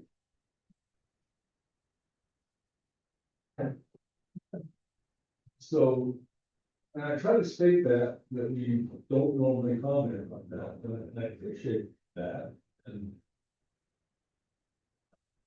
I don't know, sometimes. Is the mayor different than the city council as far as the comments or the commenting back? Or is that, you're actually the more authoritative. They love to get out of there. So is the best then to just not say anything? Comment, is that really what? It's really up to you guys, because a lot of times you can answer the questions because they're. Right, they're difficult questions or beyond time or whatever. I think the biggest thing is, if we're gonna say that the time limit is 3 minutes, then we need to have a clock on it, and that's 3 minutes, and then we need to sit down. And then you just need to be consistent of, hey, we're either gonna answer questions at the end, or we're gonna respond, or I'm gonna get with you after the meeting to answer public comment questions. We just need to be consistent. And again, and I say this, I'm talking worst case scenarios, right? I'm talking. Is there a right or wrong? Is that, I mean, because for years, we didn't comment, we just heard people sat there saying. So we're not legally, that's the best way. And you say, public comment is for your turn to comment. I'm not gonna answer in the meeting. I'll talk to you after you, we'll have staff reach out, answer your question the next day. I may or may not know it. Legally, that's the best way. Now, I know that changes the tone and feel of the meeting. But legally, that is the best practice. But again, it has to be consistent. I know you really, really, really want to answer Sally's question. Do that, you better answer Johnny, you better answer Brody. Is that per meeting, or is that just setting the standard for every meeting? It needs to be consistent. So, I think, like I said, my advice would to just be, and state that public comment is 3 minutes, it's public comment, we're not gonna answer. Because that's what that's for. Do we have we had at some point kind of a time. I can use my clock. That's something you have. It'd be nice to have a visual, that you can buy it Yeah. at nice time of promise. So I brought my personal timer for the planning commission public hearing when we knew we were gonna have an overwhelming amount. I would be happy to get something similar to that. Excited. So it's 4 minutes, 5 minutes, and. And they can see, like a visual, they can see too. Oh, yeah. Yeah, And you it- should have something that should have Oh, that. yeah. Neat. Yeah, I do notice that we don't all agree on the response. And it becomes a discussion and it never should. And also, and really, like, when you think about the structure of a meeting, right?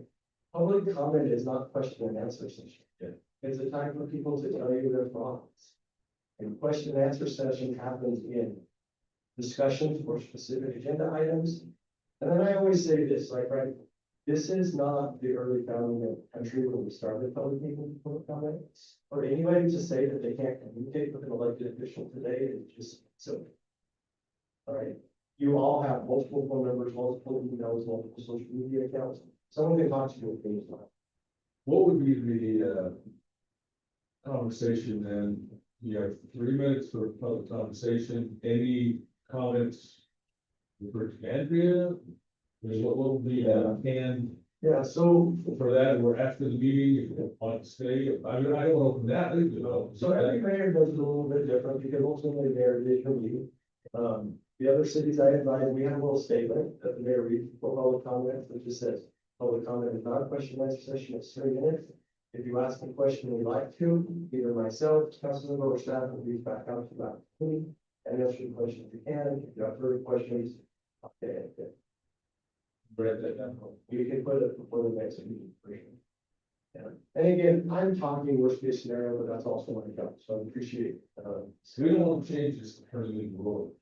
Well, I want you to be fun.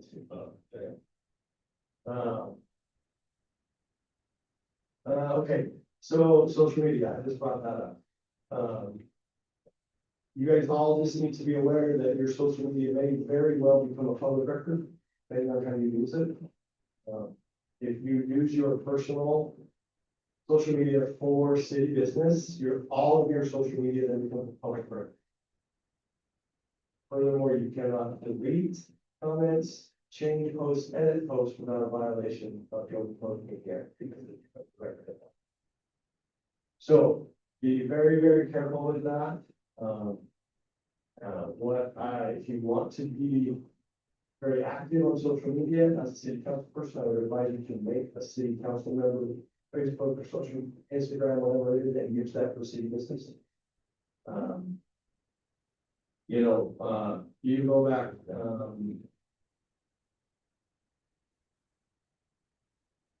there's multiple lawsuits,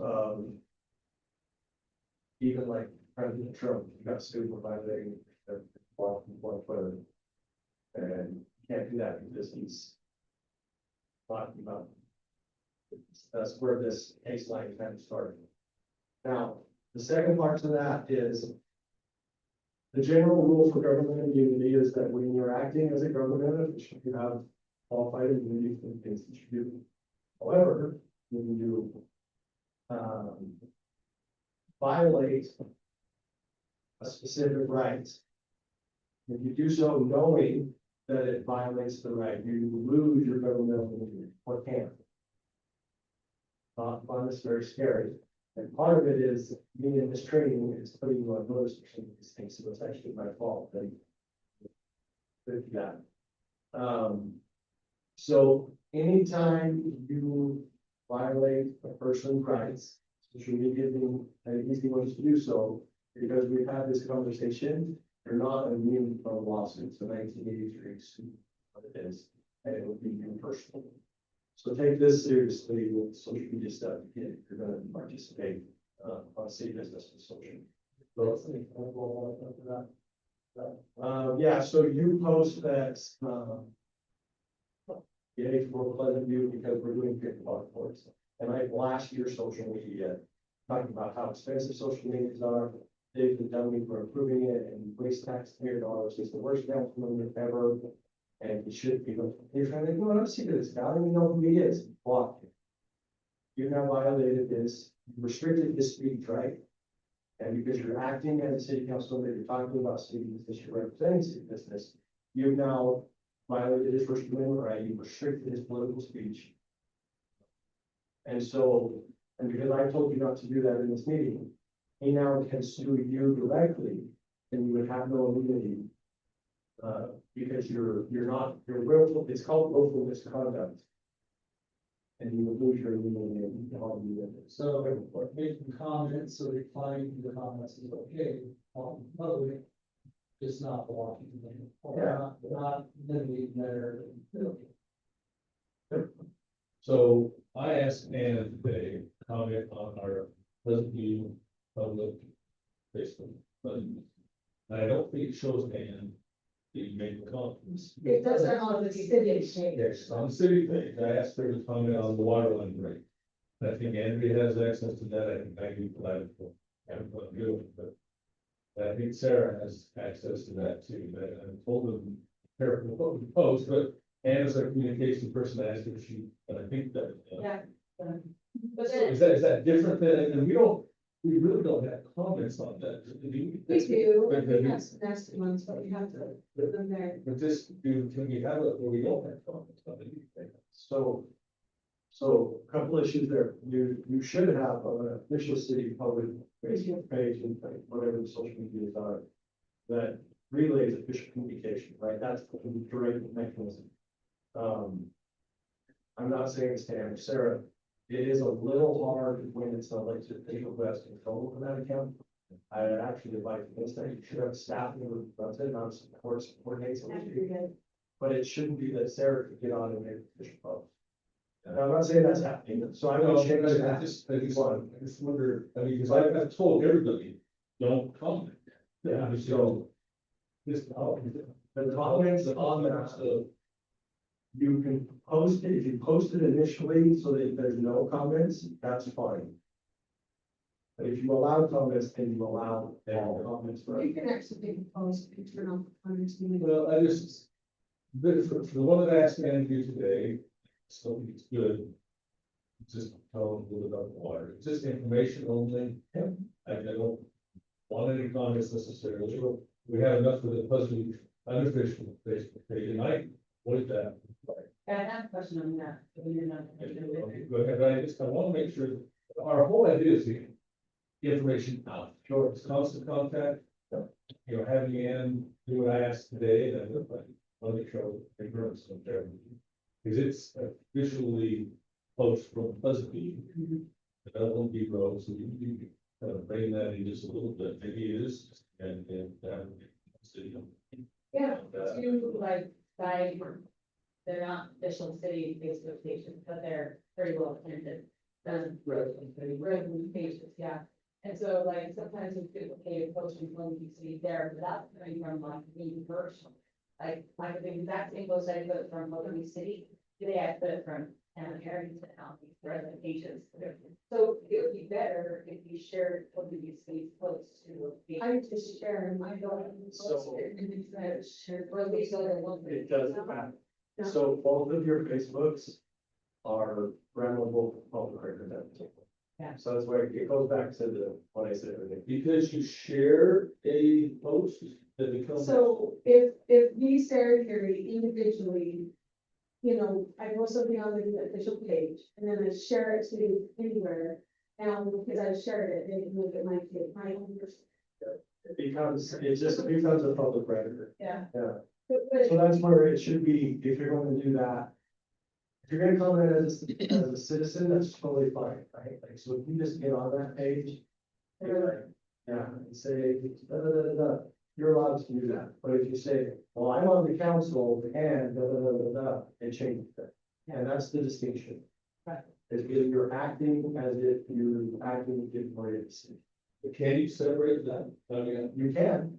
I told several council members, you can't separate, if you speak, you're speaking. So you can, there's a legal distinction. how do you do that? How do you do that? Yeah, It's how you, it's what and how you say it. If you say, hey, thank you, Public Works for fixing this, right? That's totally fine. That's your personal comment. If you say, I'm gonna make sure we have more money for better water pipes. Now you're back to the councilman. But going back to Ann's thing today, she just had that on Pleasant View, official statement.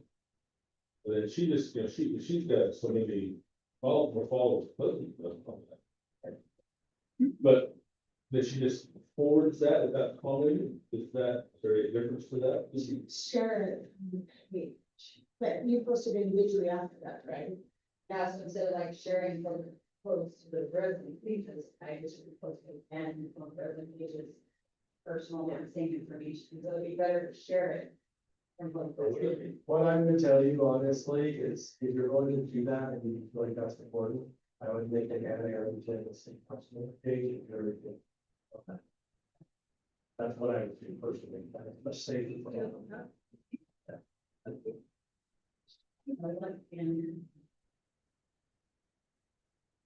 I hate all. I think all. Thank you for the, yeah. Open and Public Meeting Act, I think we're all aware of this, I don't know that this is the issue that I heard here.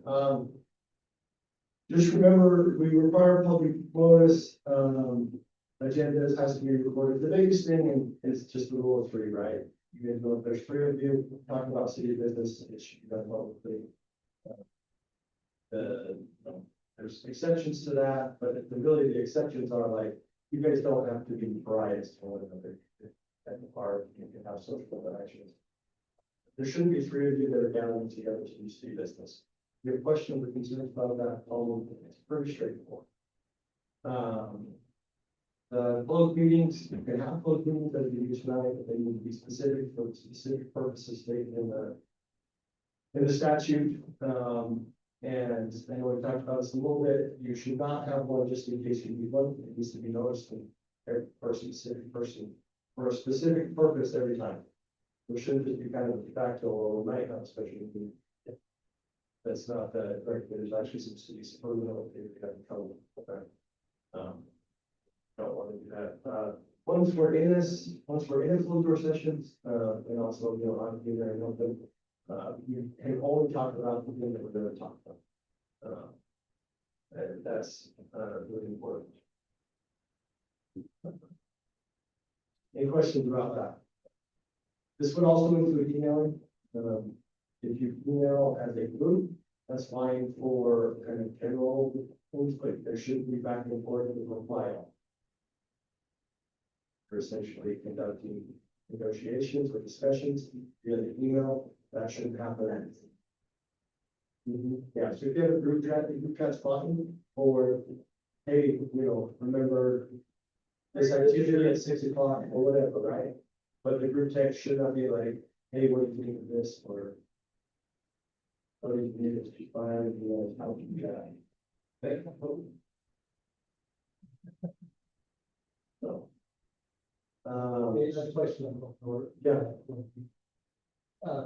Can you comment to those in that, in closed meeting, if you have a private conversation about that closed meeting?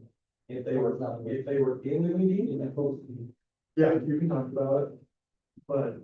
Yeah, yeah, I would really advise, just be super careful with that. It's. Yeah, so if there's a council member who isn't in the meeting, you cannot talk to them at all about it. If you give them an update, they can talk to me about it. But someone in the meeting, yes, you can have a conversation about it, but then it kind of goes to the next point of what are you having that conversation about? Right, if you need to discuss what we're doing based on that conversation, you can do it together. Right? So yes, it's not legal to have a conversation about it, but just, and I just be super careful. You can let that get legs. Okay, and your authority, your authority comes from very specific code sections that really gives cities their authority in the state of Utah. If anyone really wants to know the legal history of why cities exist and how but we've talked about it. Your authority really only exists up here. You do not have authority outside of the forum. So I think we all know, some council members, north here that I have sensitive things on the body cam about what they are and how they fine and see.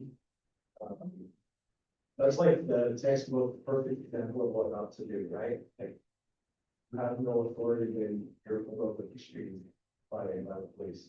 You're not special at all. And to say that you are is wrong. Okay. Again, I don't think there's problems here.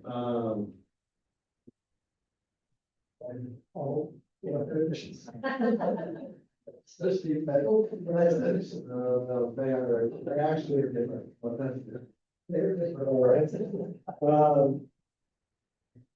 So here's another one. There was a council member of the city. This is some years ago. Heard a rumor about one of the police officers decided they were going to investigate it. They did. Found the rumors to be substantiated based on their investigation. Then came in and said we should fire this police officer. Well, guess who lost a bunch of money? The city council member. They had no authority to do that. They had no authority to come in and recommend this. They didn't work with anyone at the city. They just came in, presented it, and then got the council to fire it. Don't do that. Yeah. And I say it jokingly, but I'm also really serious.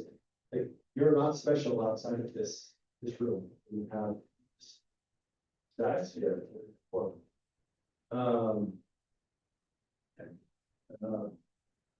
Mayor's the same. I've talked with the mayor a lot about this. The mayor's authority and the power, if that's the right word, comes from being the leader of this meeting, being the leader of the council, setting the agenda, working through policy and discussions.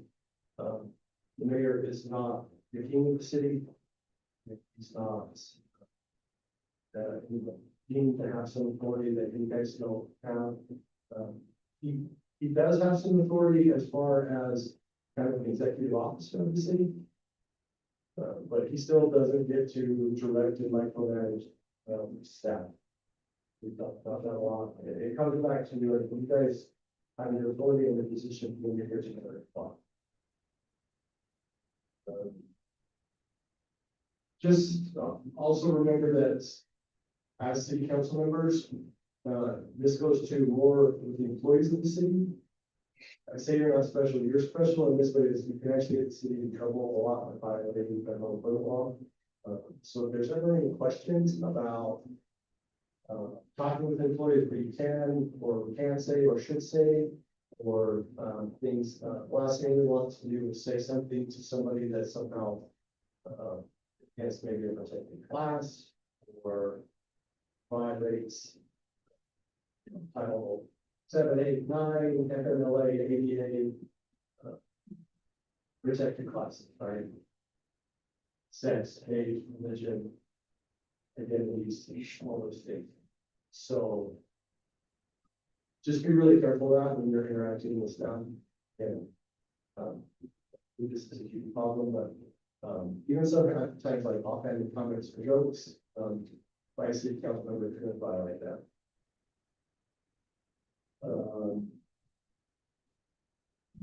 You guys are also bound by the Ethics Act, so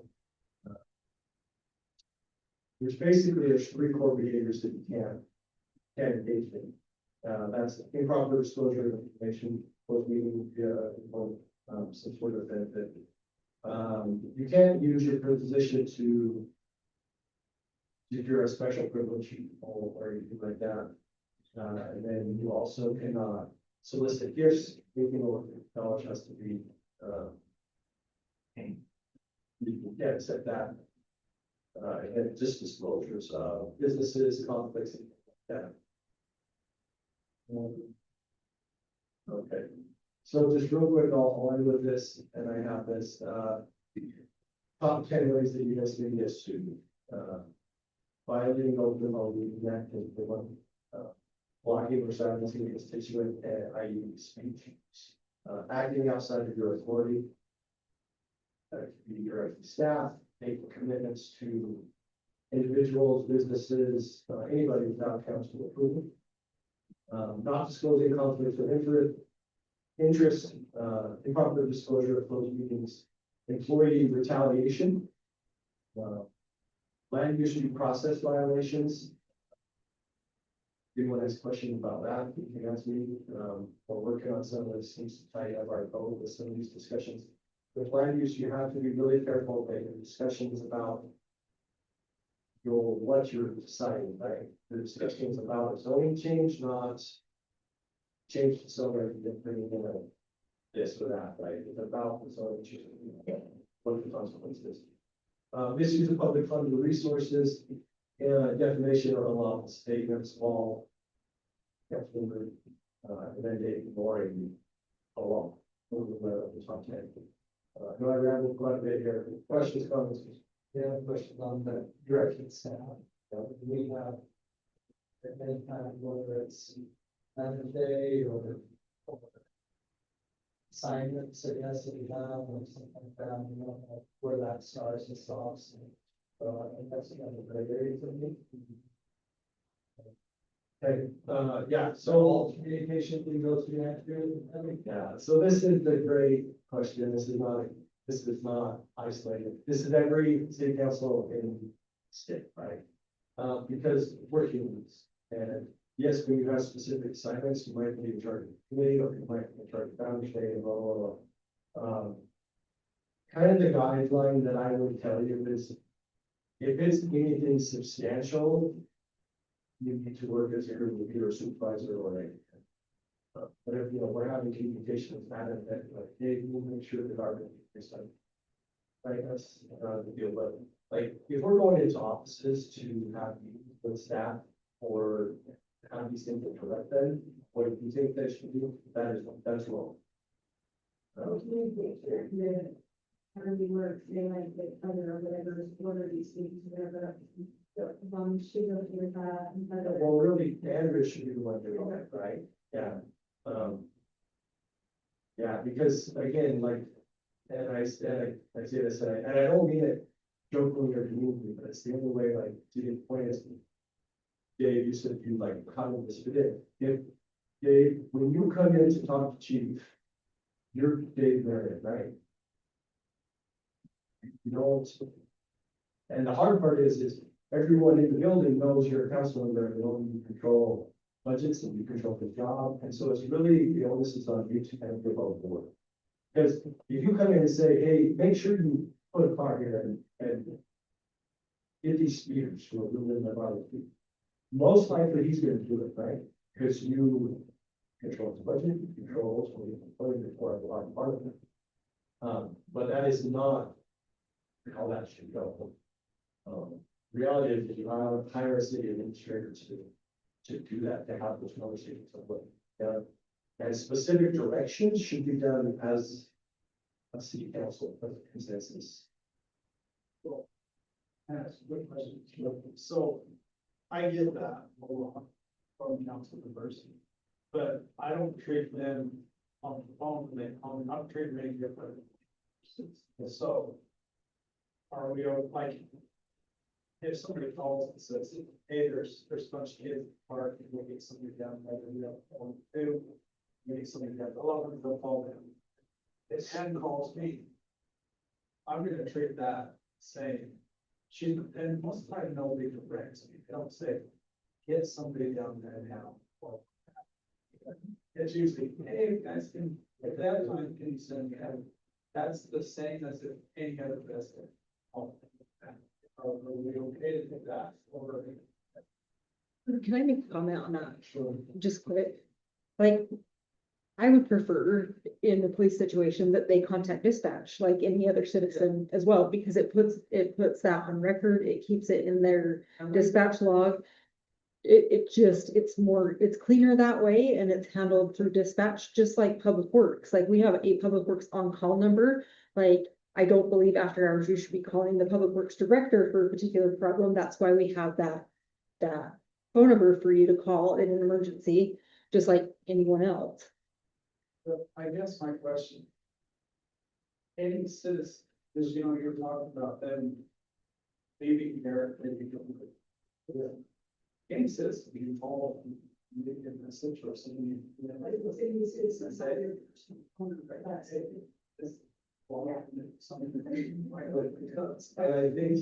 I think some of that is like, it is this balance, right? The difference is, and I'm not saying anyone here do this right, is let's say that they call for you to go down to the park for reason, but yeah, what if there is now consequences because of that? That's where the problem comes is, or benefits, right? Like, let's say, well, Stetson was lost to the Tyson stuff. So now that we're talking about budgets, we're talking about culture, something like Stetson, like Tyson. It's a really hard line. Okay, I'm not gonna say this is easy. I just like, and that is honestly the most contention and the most hardest thing to navigate is what is that line? Find you a good answer, I can tell you, right? Because everybody wants that there's an emergency or issue with the response. I think the biggest thing that I would advise you is if you're going into a specific staff member with an agenda to accomplish X, Y, and Z, that should happen in either area or in a public. Because X, Y, and Z happen, and it should be a consistent. It's a really good question. I wish I had an answer, but that's hard. In the past, I've done, I've been told the city if that was training, I guess, the way that directed the staff. So, in the past, it's been, I did a long time ago, so Amy was here, so we've been taking off. But, yeah, I don't know if that's just a side kind of thing. Yeah, I agree. It's kind of it's somewhat a gray area, but I think you're excited to see more. Directing the work and efficiency. Actually, it wasn't really directing that. I think I asked you guys to do all of those. And you were doing the decision, like, you know, happens. The lack of intent. I guess the question would have been, how would your response been? Had I said, Dave, I'm not gonna. Yeah. Yeah. Then what it'd be like. Yeah, and that's what it's, that's why it's a good point, and that's what it gets in is like, just like he says, when he says, call it, that's fine. There's only 6 citizens that can be involved in the fire again. And that's what's tricky. And that's why when you come in, you're like, well, I'm not giving you direction, I'm just gonna talk about problems. You're coming in as the only 6 people who can fire a second. And so it is a great area, and again, I wish I had a better test for you, right? And every staff and every elected has this balance of how to do that. And they're like, not a perfect answer for you. I just be cognizant of it, right? Of what you're doing, and really like to say is, if you have a specific agenda that you think a staff member needs to do, one is probably be talking about first in this one. Or if like there's some failings or things we need better, that's what you hire an advocate for. And you should work it through advocate, right? That's her responsibility is to execute what the district is basically deciding. So again, I hope that's productive. I wish I had a better answer slash test for you. I don't. It's kind of one of those, you know, when you see it, that it was way too far. But just remember that is when you guys ultimately have that authority for people's jobs, so you are different when you're having those conversations. Like, I'd love to have kind of a discussion, maybe not tonight, but like, you know, if we see something or a resident comes to us in some way, like, you can talk about papers, right? And you can fix the pickleball courts. Like, I feel like for Indy, Andrea, like, the big, so, I mean, I guess in the past, I sent an email, the person in charge of that was Andrea CC'd on it. You know, I'm not saying you have to do that, this is what I've noticed. You know, like, are we good with that? Like, I don't know, I still get to like, bug you with all these little tiny things, but at the same time, we should. Well, that is my job, and when I'm not trained to act as the planner as well, it's easier for me to address those things. Yeah. So that's what you hired me for. But I have a question for you on something, sorry, I don't know if that satisfies your question. I don't feel like it's a bother. Just to you then, not. Makes us aware of stuff. Right, so. I just feel terrible, right? There's not, not what you're saying.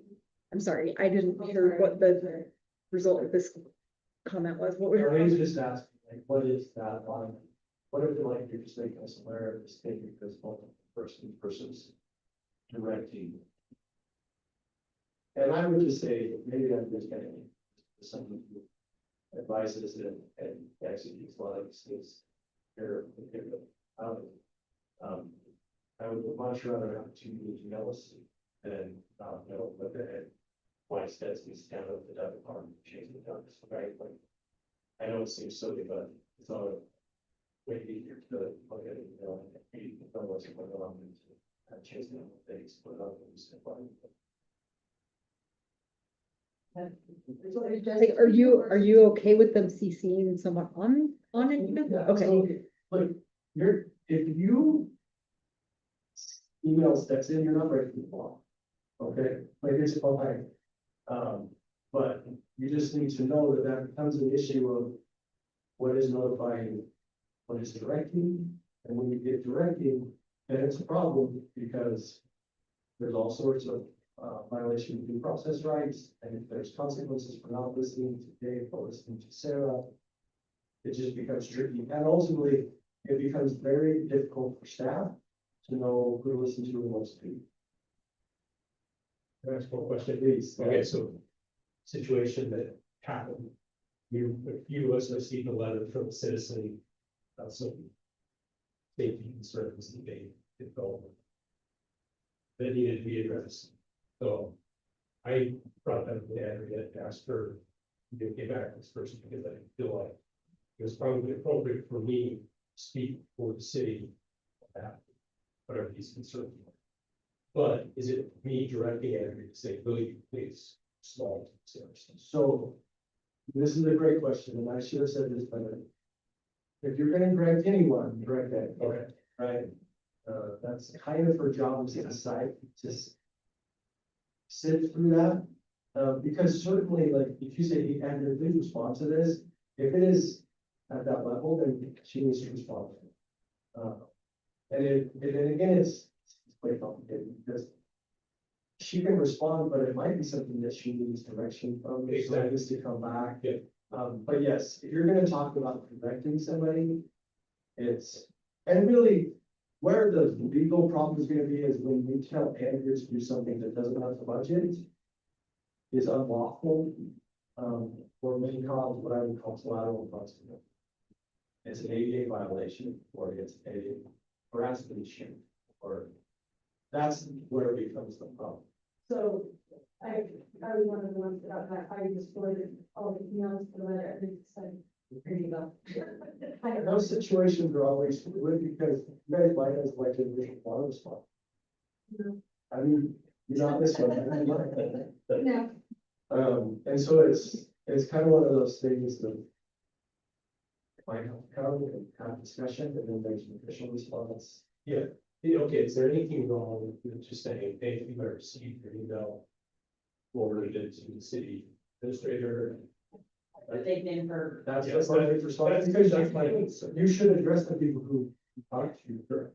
But, yes, so that's the perfect answer is, hey, I've sent this to the administrator, we're gonna bring the police chief in, I'll get a response back to you when we know more, or someone from the city will reach out. That's your perfect answer. Okay, a couple other things, Mayor, if I haven't told you this, I apologize. You can't ask for addresses anymore in public comment. That's a Utah law change, so just their name. And we pick on Lori and I. So they can't, they don't have to be their resident. Is that what you're saying? That's not what I'm saying, that's what your esteemed colleagues can saw that.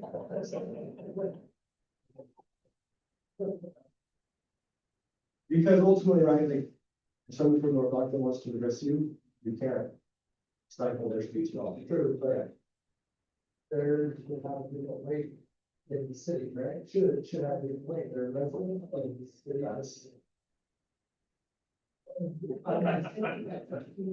up to you guys, because I'll just be honest, I've sat in meetings where 4 people from that did reside in the municipality changed the decision.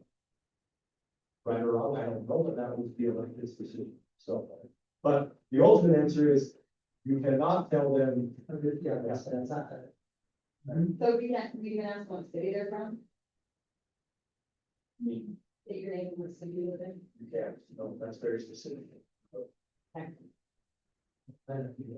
The thing you can ask them is their name, and your only reason you're asking them their name is for the. Okay. I would advise the city to take the times off of the agenda. For the reason that we just ran into today. I know they're advisory, however, if somebody came at 7 o'clock because our agenda is at 7 o'clock and we already did it. That could cause an issue. I would advise you to take that off. And then the other one is, this is more just kind of advice. Andrew and I have been talking for a while, and I feel like I get here enough. There are a whole bunch of code sections that we have to update very rapidly. It's gonna be a process, and we're gonna miss some and go through some. It's gonna be messy because we're trying to codify things, but we're gonna have to change things for that. So there's gonna be some of those updates coming pretty regularly the next little bit, like tonight. That was something, you need to jump in and do it, but, you know, you guys can't write up the state cannot update you. So that's kind of what it is. But we need to update that and our code, so we'll be working on that. Any other questions?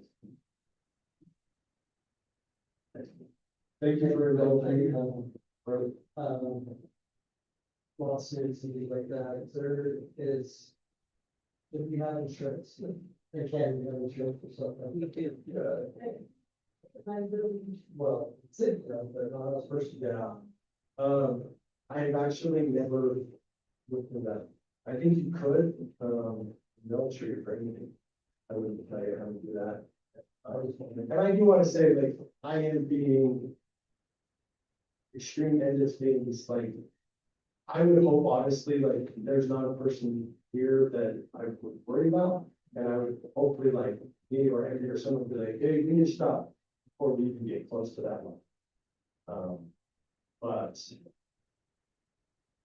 Because you have qualified your own community less that. So it's usually pretty. There were a few steps. But that's why you're here. Yeah, but I have never, I didn't really get kind of that personal coverage. So, I don't know. That's good. It should not want to be. Yeah. Just remember, I'm talking worst case there. So do I have a motion to resign from everything?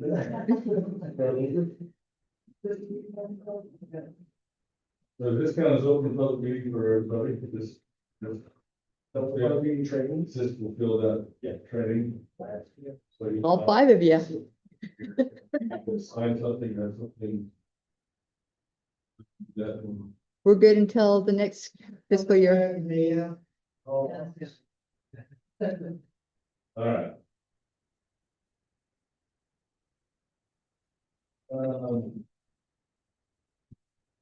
Want to go through any business? Want to be able to close the meeting? We do have a close meeting. It's on the list. If you didn't have one.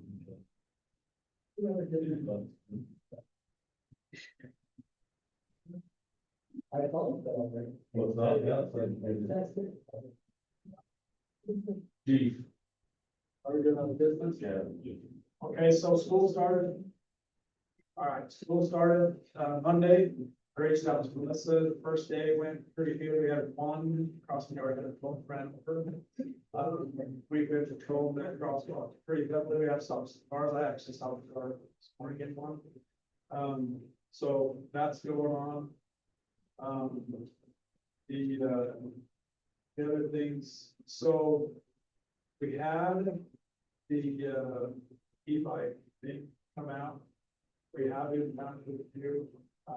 They've done it on the street. I saw them getting done on the street. Yeah. All the kids are hovering around when they fall off. So what I think has happened is the guy that tells them, he'll like give us a heads up, like, hey, parents get got it and they are mad. And one, they're coming up, be ready. Like, he'll just give me a heads up, like they're coming up. And I never damage them.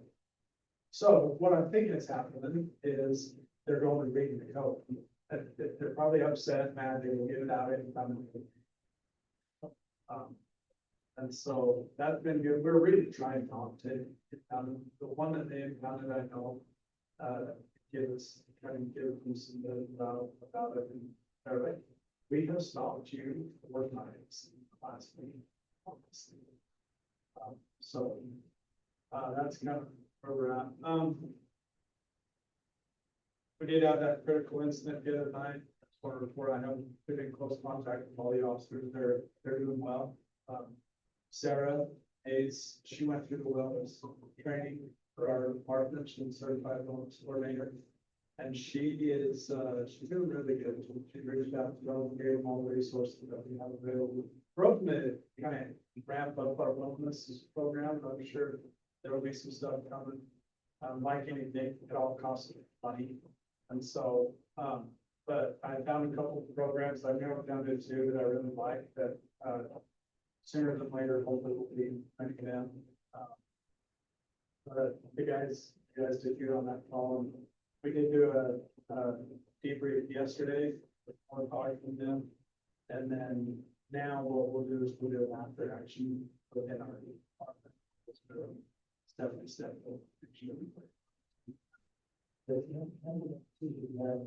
We have EPA is EAP. Abbreviation. The other thing Is I've been that working the on, one so that's that's, in, or is we do a that lot of stuff something through different? school, that's police policy. But yeah, So I they do our don't- police policy, they do our police one training. They actually have a part of this wellness thing, and then they also do, there's a state law that came out requiring us to have an early intervention program, and that's through like, so they're getting ready to combine all them, so we can sign and have access to them, right now, they're all separate. It's like the same company, they don't sign it all separate. In order to switch over, we had to go, I've been spending the last 3 or 4 weeks, about 3 or 4 hours a week. Signing up the Lex board of them, and just going through our policy, making sure that everything's up to snuff, our flexible policy and our police policy. I just finished it last Friday at 3:30. That's the hour of time. Like, how many chiefs are on here with you on Friday? But, so, just so you know, our police policy is, all the updates are in it, everything's up to snuff. It's really, really good right now, so. Other than that, just. I'm the best we can. Our guys are happy. You work up that block program. Yeah, so I have some thoughts on that, and I don't know all the details of the closed meeting stuff, obviously not tonight, we won't talk about it, but I do have some thoughts that I would find discussing about the blocks, but I just don't want Sure. with everything that's going on. Sure. But to answer your question, where we're at is we're in the permitting phase. So they're getting all the permits, put them around. And then we'll go in, once they're all installed, we'll go into the 30-day trial. We have that 30-day trial to back out.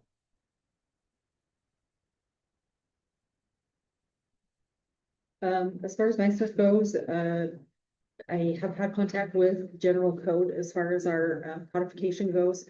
They are working on indexing our current code and getting that put online. The expectation is that early November, we'll have that online where it's better indexed, more searchable with the current code, and then the legal analysis and all the recodification behind the scenes will happen before that goes, before we adopt the recodification and get that put online. But it's exciting. I'm glad that we're moving towards this direction because it'll be a lot easier to navigate for staff and for developers, applicants, residents, anyone.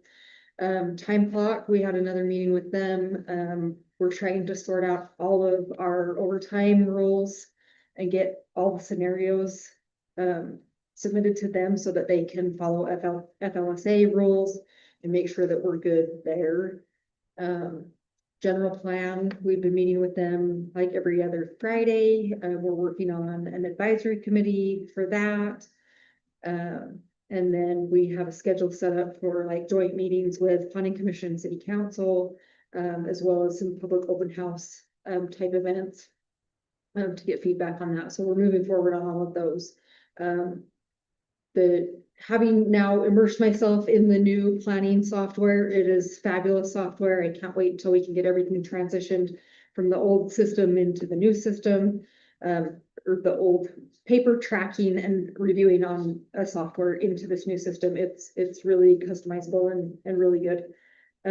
Tyson did not have any agenda items tonight, so I allowed him to not attend this evening. He just wanted to pass along. On the decamp facility, they're still working on grading. He said there's a lot of groundwork that's going to be involved there, and they're working on the sewer lateral. We've discussed water leaks, so you were all aware of the water leaks that they had overnight. And then they did post a road closure for the zone one, or the tank up here on 500 West. They're going to have to do a hard road closure, and that notice has been put out with a detour. Can I ask you a question? I'll try and answer I it. don't have the answer, but. Valve failed. Right? Pressure relief valve failed. Was that a new valve in our system? And why did that fail? I'd like to understand that. Because obviously that caused all sorts of chaos. I don't understand. Yeah, I don't have particulars on that. Tyson just kind of popped in at the beginning of the day to let me know in case we got phone calls on it, that they were working on them and where they were located at, but I don't have particulars on the cause of it. It just sound big. I mean, it's in the region that we're covered. That's where it happened. Yeah. That's what you read about. I would guess about it. I asked him the same thing, right? It's out of the backup valve or something. It's the best cost really. He's failed. Now, I don't think it was thinking here. They just put a lot of pressure on and it was low into. Yeah, that's my point. I'm going from an engineering standpoint, but like, what's the root cause? We need to do something that that's sure for that. What's I mean, it's cost prohibitive. For the backup, whether it be, that more than the thought, the staff, the state of all that, five.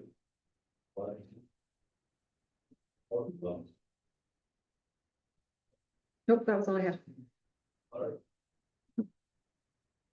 You know, the changes we need to make. Uh-huh, I yeah. kind of like the time, it's when I do, but I do too. I understand. Start inventing it time, so. I like that, I can, So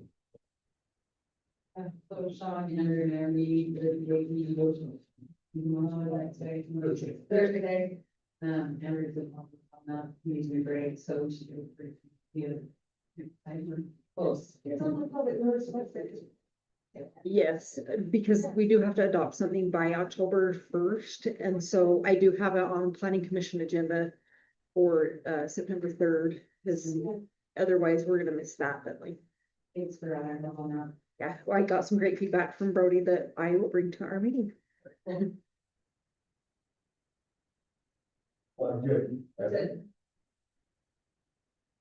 A couple things, we talked, I think, often, this last time about follow-up items from the agenda.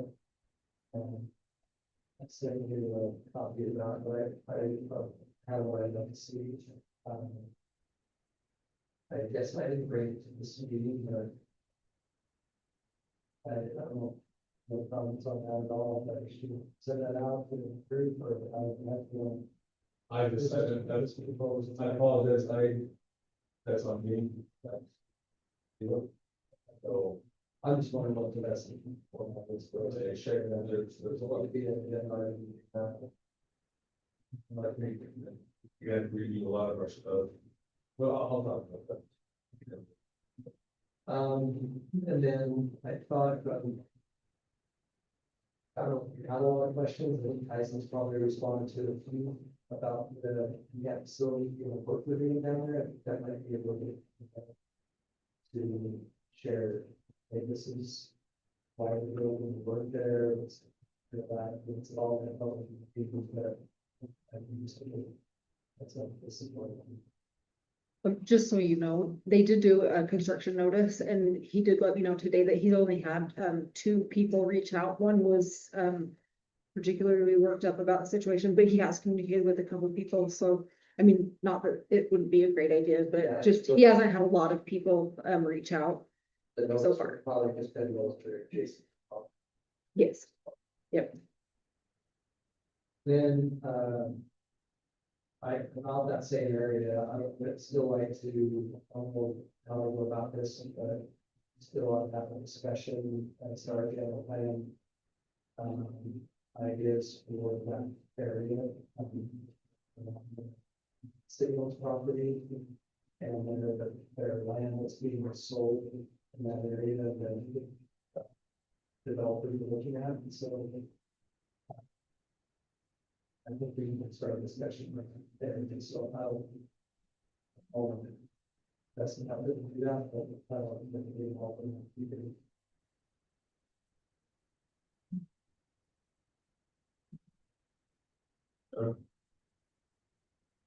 Just for your information, the city council is going to start up again. Second week of September on the second Thursday. And so we'll put out a note, newsletter to me tomorrow to bring in, and so we'll talk this meeting today. Put out a word about that initially, She and I have to see that we have them, and also the first just to remember who recommends the last ones are in September. And then we also.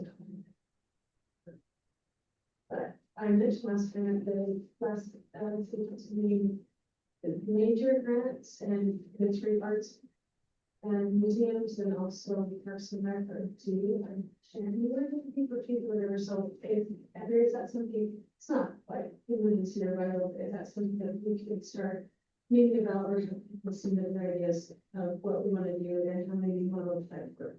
We get one major and then two in each category. So. The one we saw on the street because we did it last year, so. They usually are by January 14th, January 15th, you have to have the application done and everything, so that part is fine, it's just the ideas of what everybody wants to see. And really kind of focus our attention on certain ones and how we're going to. This is what we need to start. And maybe this year, how people want to submit and then narrow it down and then.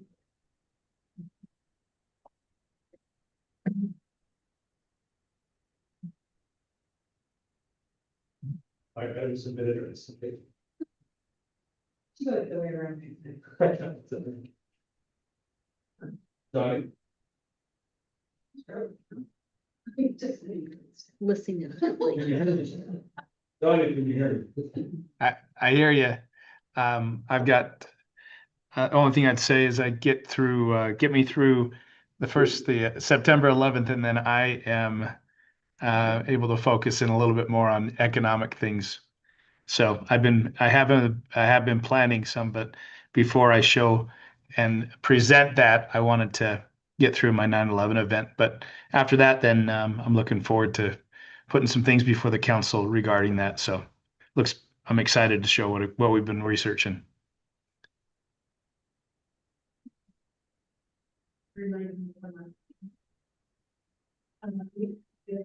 Dallas, again, if you'd like to come to Dallas, want to know if we want to do that, if that's something that Henry can send out to everyone, if we want to do Dallas again. And also, we, if the council still want to participate, and that was be putting both flags. But we do on our city. So the mayor, previous mayor paid for that out of his budget. Paid. Is it You in? didn't spend that. This question or is it in the gala? Warren says That it's. legislature didn't and- remember that it was- It's totally up to It's like $1,000.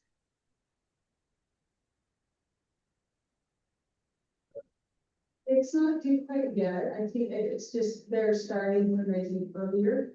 And you know, just in hopes of getting more people participating, with it being a big year with 200. But first, I guess, are you guys okay with what we've done with the field flags on the city council? Also, don't already.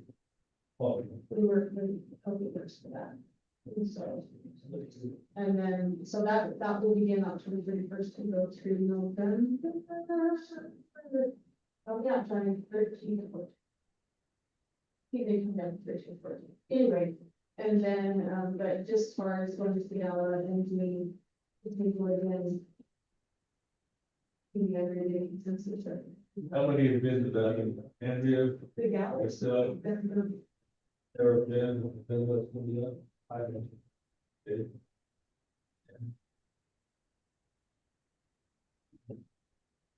Yeah. I think it's good to help out there, and it's a great cause. Going into a great cause. I don't. But I think it might be nice to, if there's a volunteer in the house as well.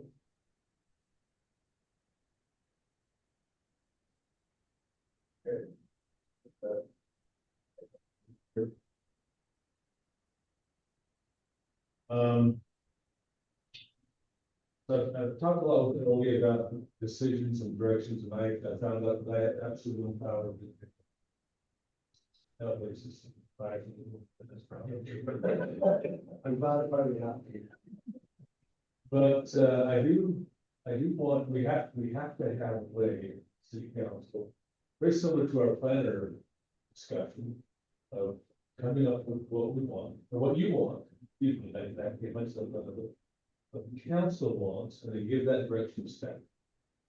And I still feel we have some open systems, but apparently, again, I can't say really, in this environment, so we're gonna have to find a way.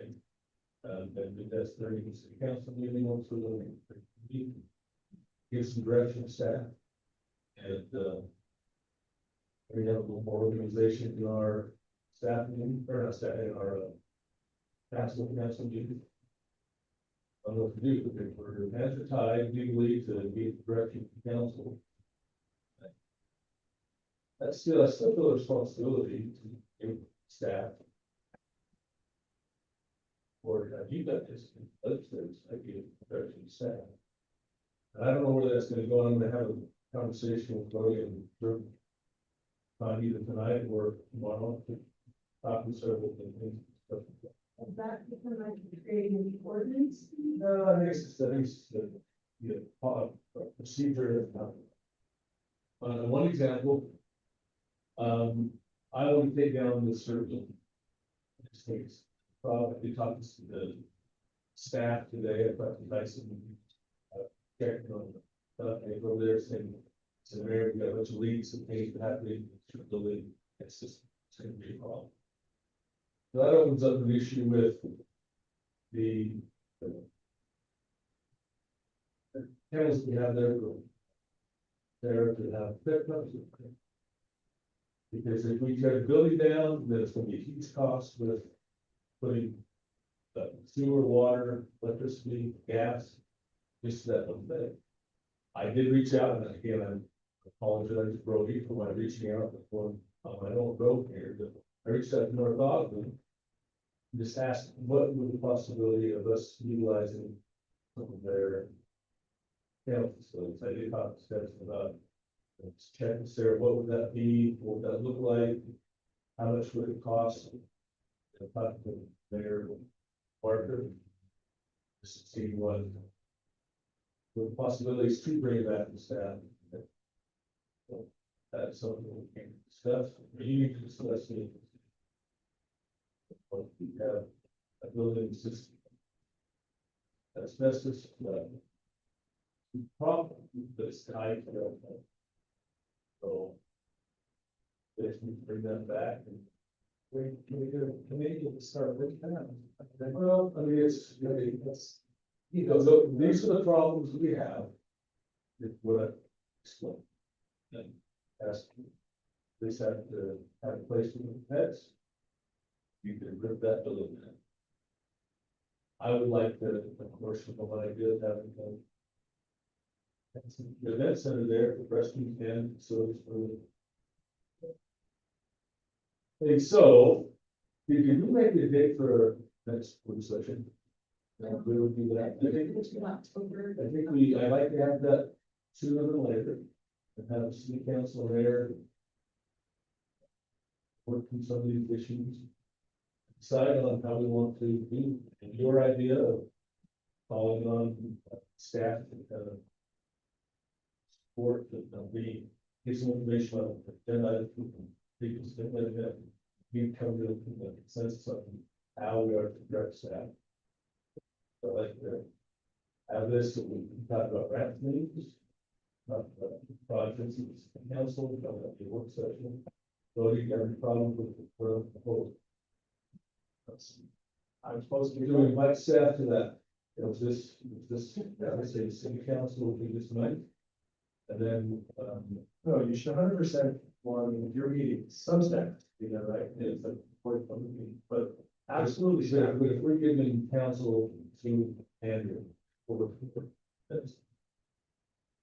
So again, that's the absolute perfect way to do it. You're gonna have some discussions, you all come together, and now either consensus or a majority, give direction to staff, that's how it should be. So, So we're gonna have to do, I'm gonna have to do a better job of organizing that, give how the legislative side to stand.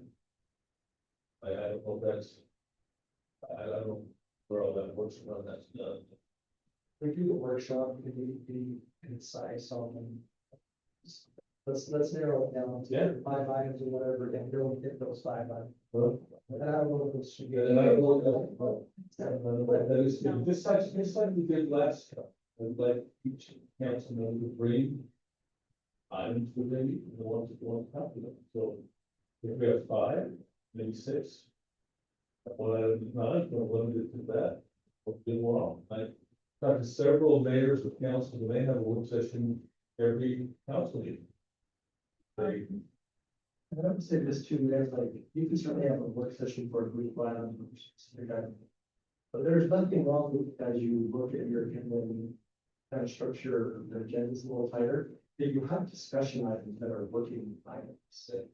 And we'll talk about that and give, hey, I think we want to say this, give direction, come back. so we can do that. you can't facilitate. We'll have discussion items like that, but I don't want to have discussion items, policies, and things going forward. And then we will present those standards, and then we'll expect answers or things to happen with that, and then we'll, wherever it be, look for having that. And come back to you. Your thing, this is what we want, or you want, that's what you council. And that legislative side, yeah, So Larry, you're part of the I'm list. still, Is there, I'm still a city council person by heart. So the city council bring that and we will write that, then that's going to put ownership on the staff to do it. And no question, because that's coming to me. So that's something we have to change. And just figure out how. But anyway,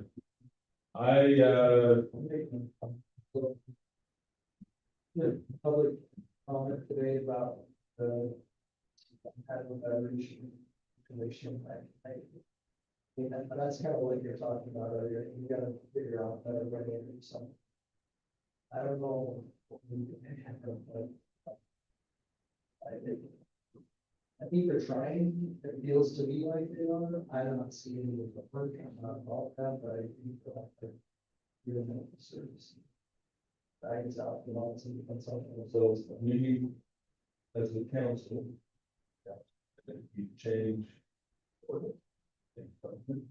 That's the there's a lot of things that I don't like how to do. I have no power to change the new things. Okay, very. That's to get us to you guys, and then that has to be. The laws, they go forward, and Yeah, planner, hopefully will solve a lot of I'm hoping the planner. I'm hoping out personally. That the planner can get us to this. Planner, see what year. Direction they can do that, then they'll, we're gonna have a lot of ordinances come before us. When you got. It's been busy, there's gonna be a lot of things, but I want this cleanup to happen. And I feel like my hands are being tied in a lot of different ways, don't say anything, because I don't want to hear from. But I do feel like my hands are being tied, but I want change, I want positive change, I don't know exactly how to make that happen. Because you go on and on and on, do the same old thing, you might get the same old thing. And I truly do want to spread, stay the hell with it all. I don't feel like there's much that I can do. I want to do anything else. And I truly am tired. I'm not doing this for me at all. I so many other things that I do. But I like that in the beverage, I get calls all the time. What is going on? The time can't do it. Bring it up. Planning or whatever, apparently that's wrong. And I just, I don't know what to do, so. You guys hear what he says, hear what he's going through. And some changes have to be made in something. The staff is just doing it on books. They're making this. So, I don't know what. Anyway. That said, for me, I'm hoping that, there's gonna be plow. A lot of snow, we utilize this year. Let's have nice and order of a bunch of salts and. Be prepared and ready for rain, bring the umbrella.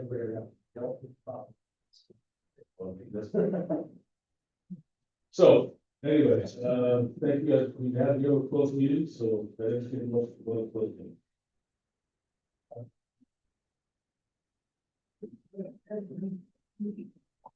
I can also be on the close meeting for discussion of character, professional competence, or physical and mental health of an individual. Second motion. Motion on second, all in favor? Aye. Israel, We have to do it. Roll call. Wilkinson. Yes. Yuri. Harry. Yes. Yes. okay, let me stop some things here.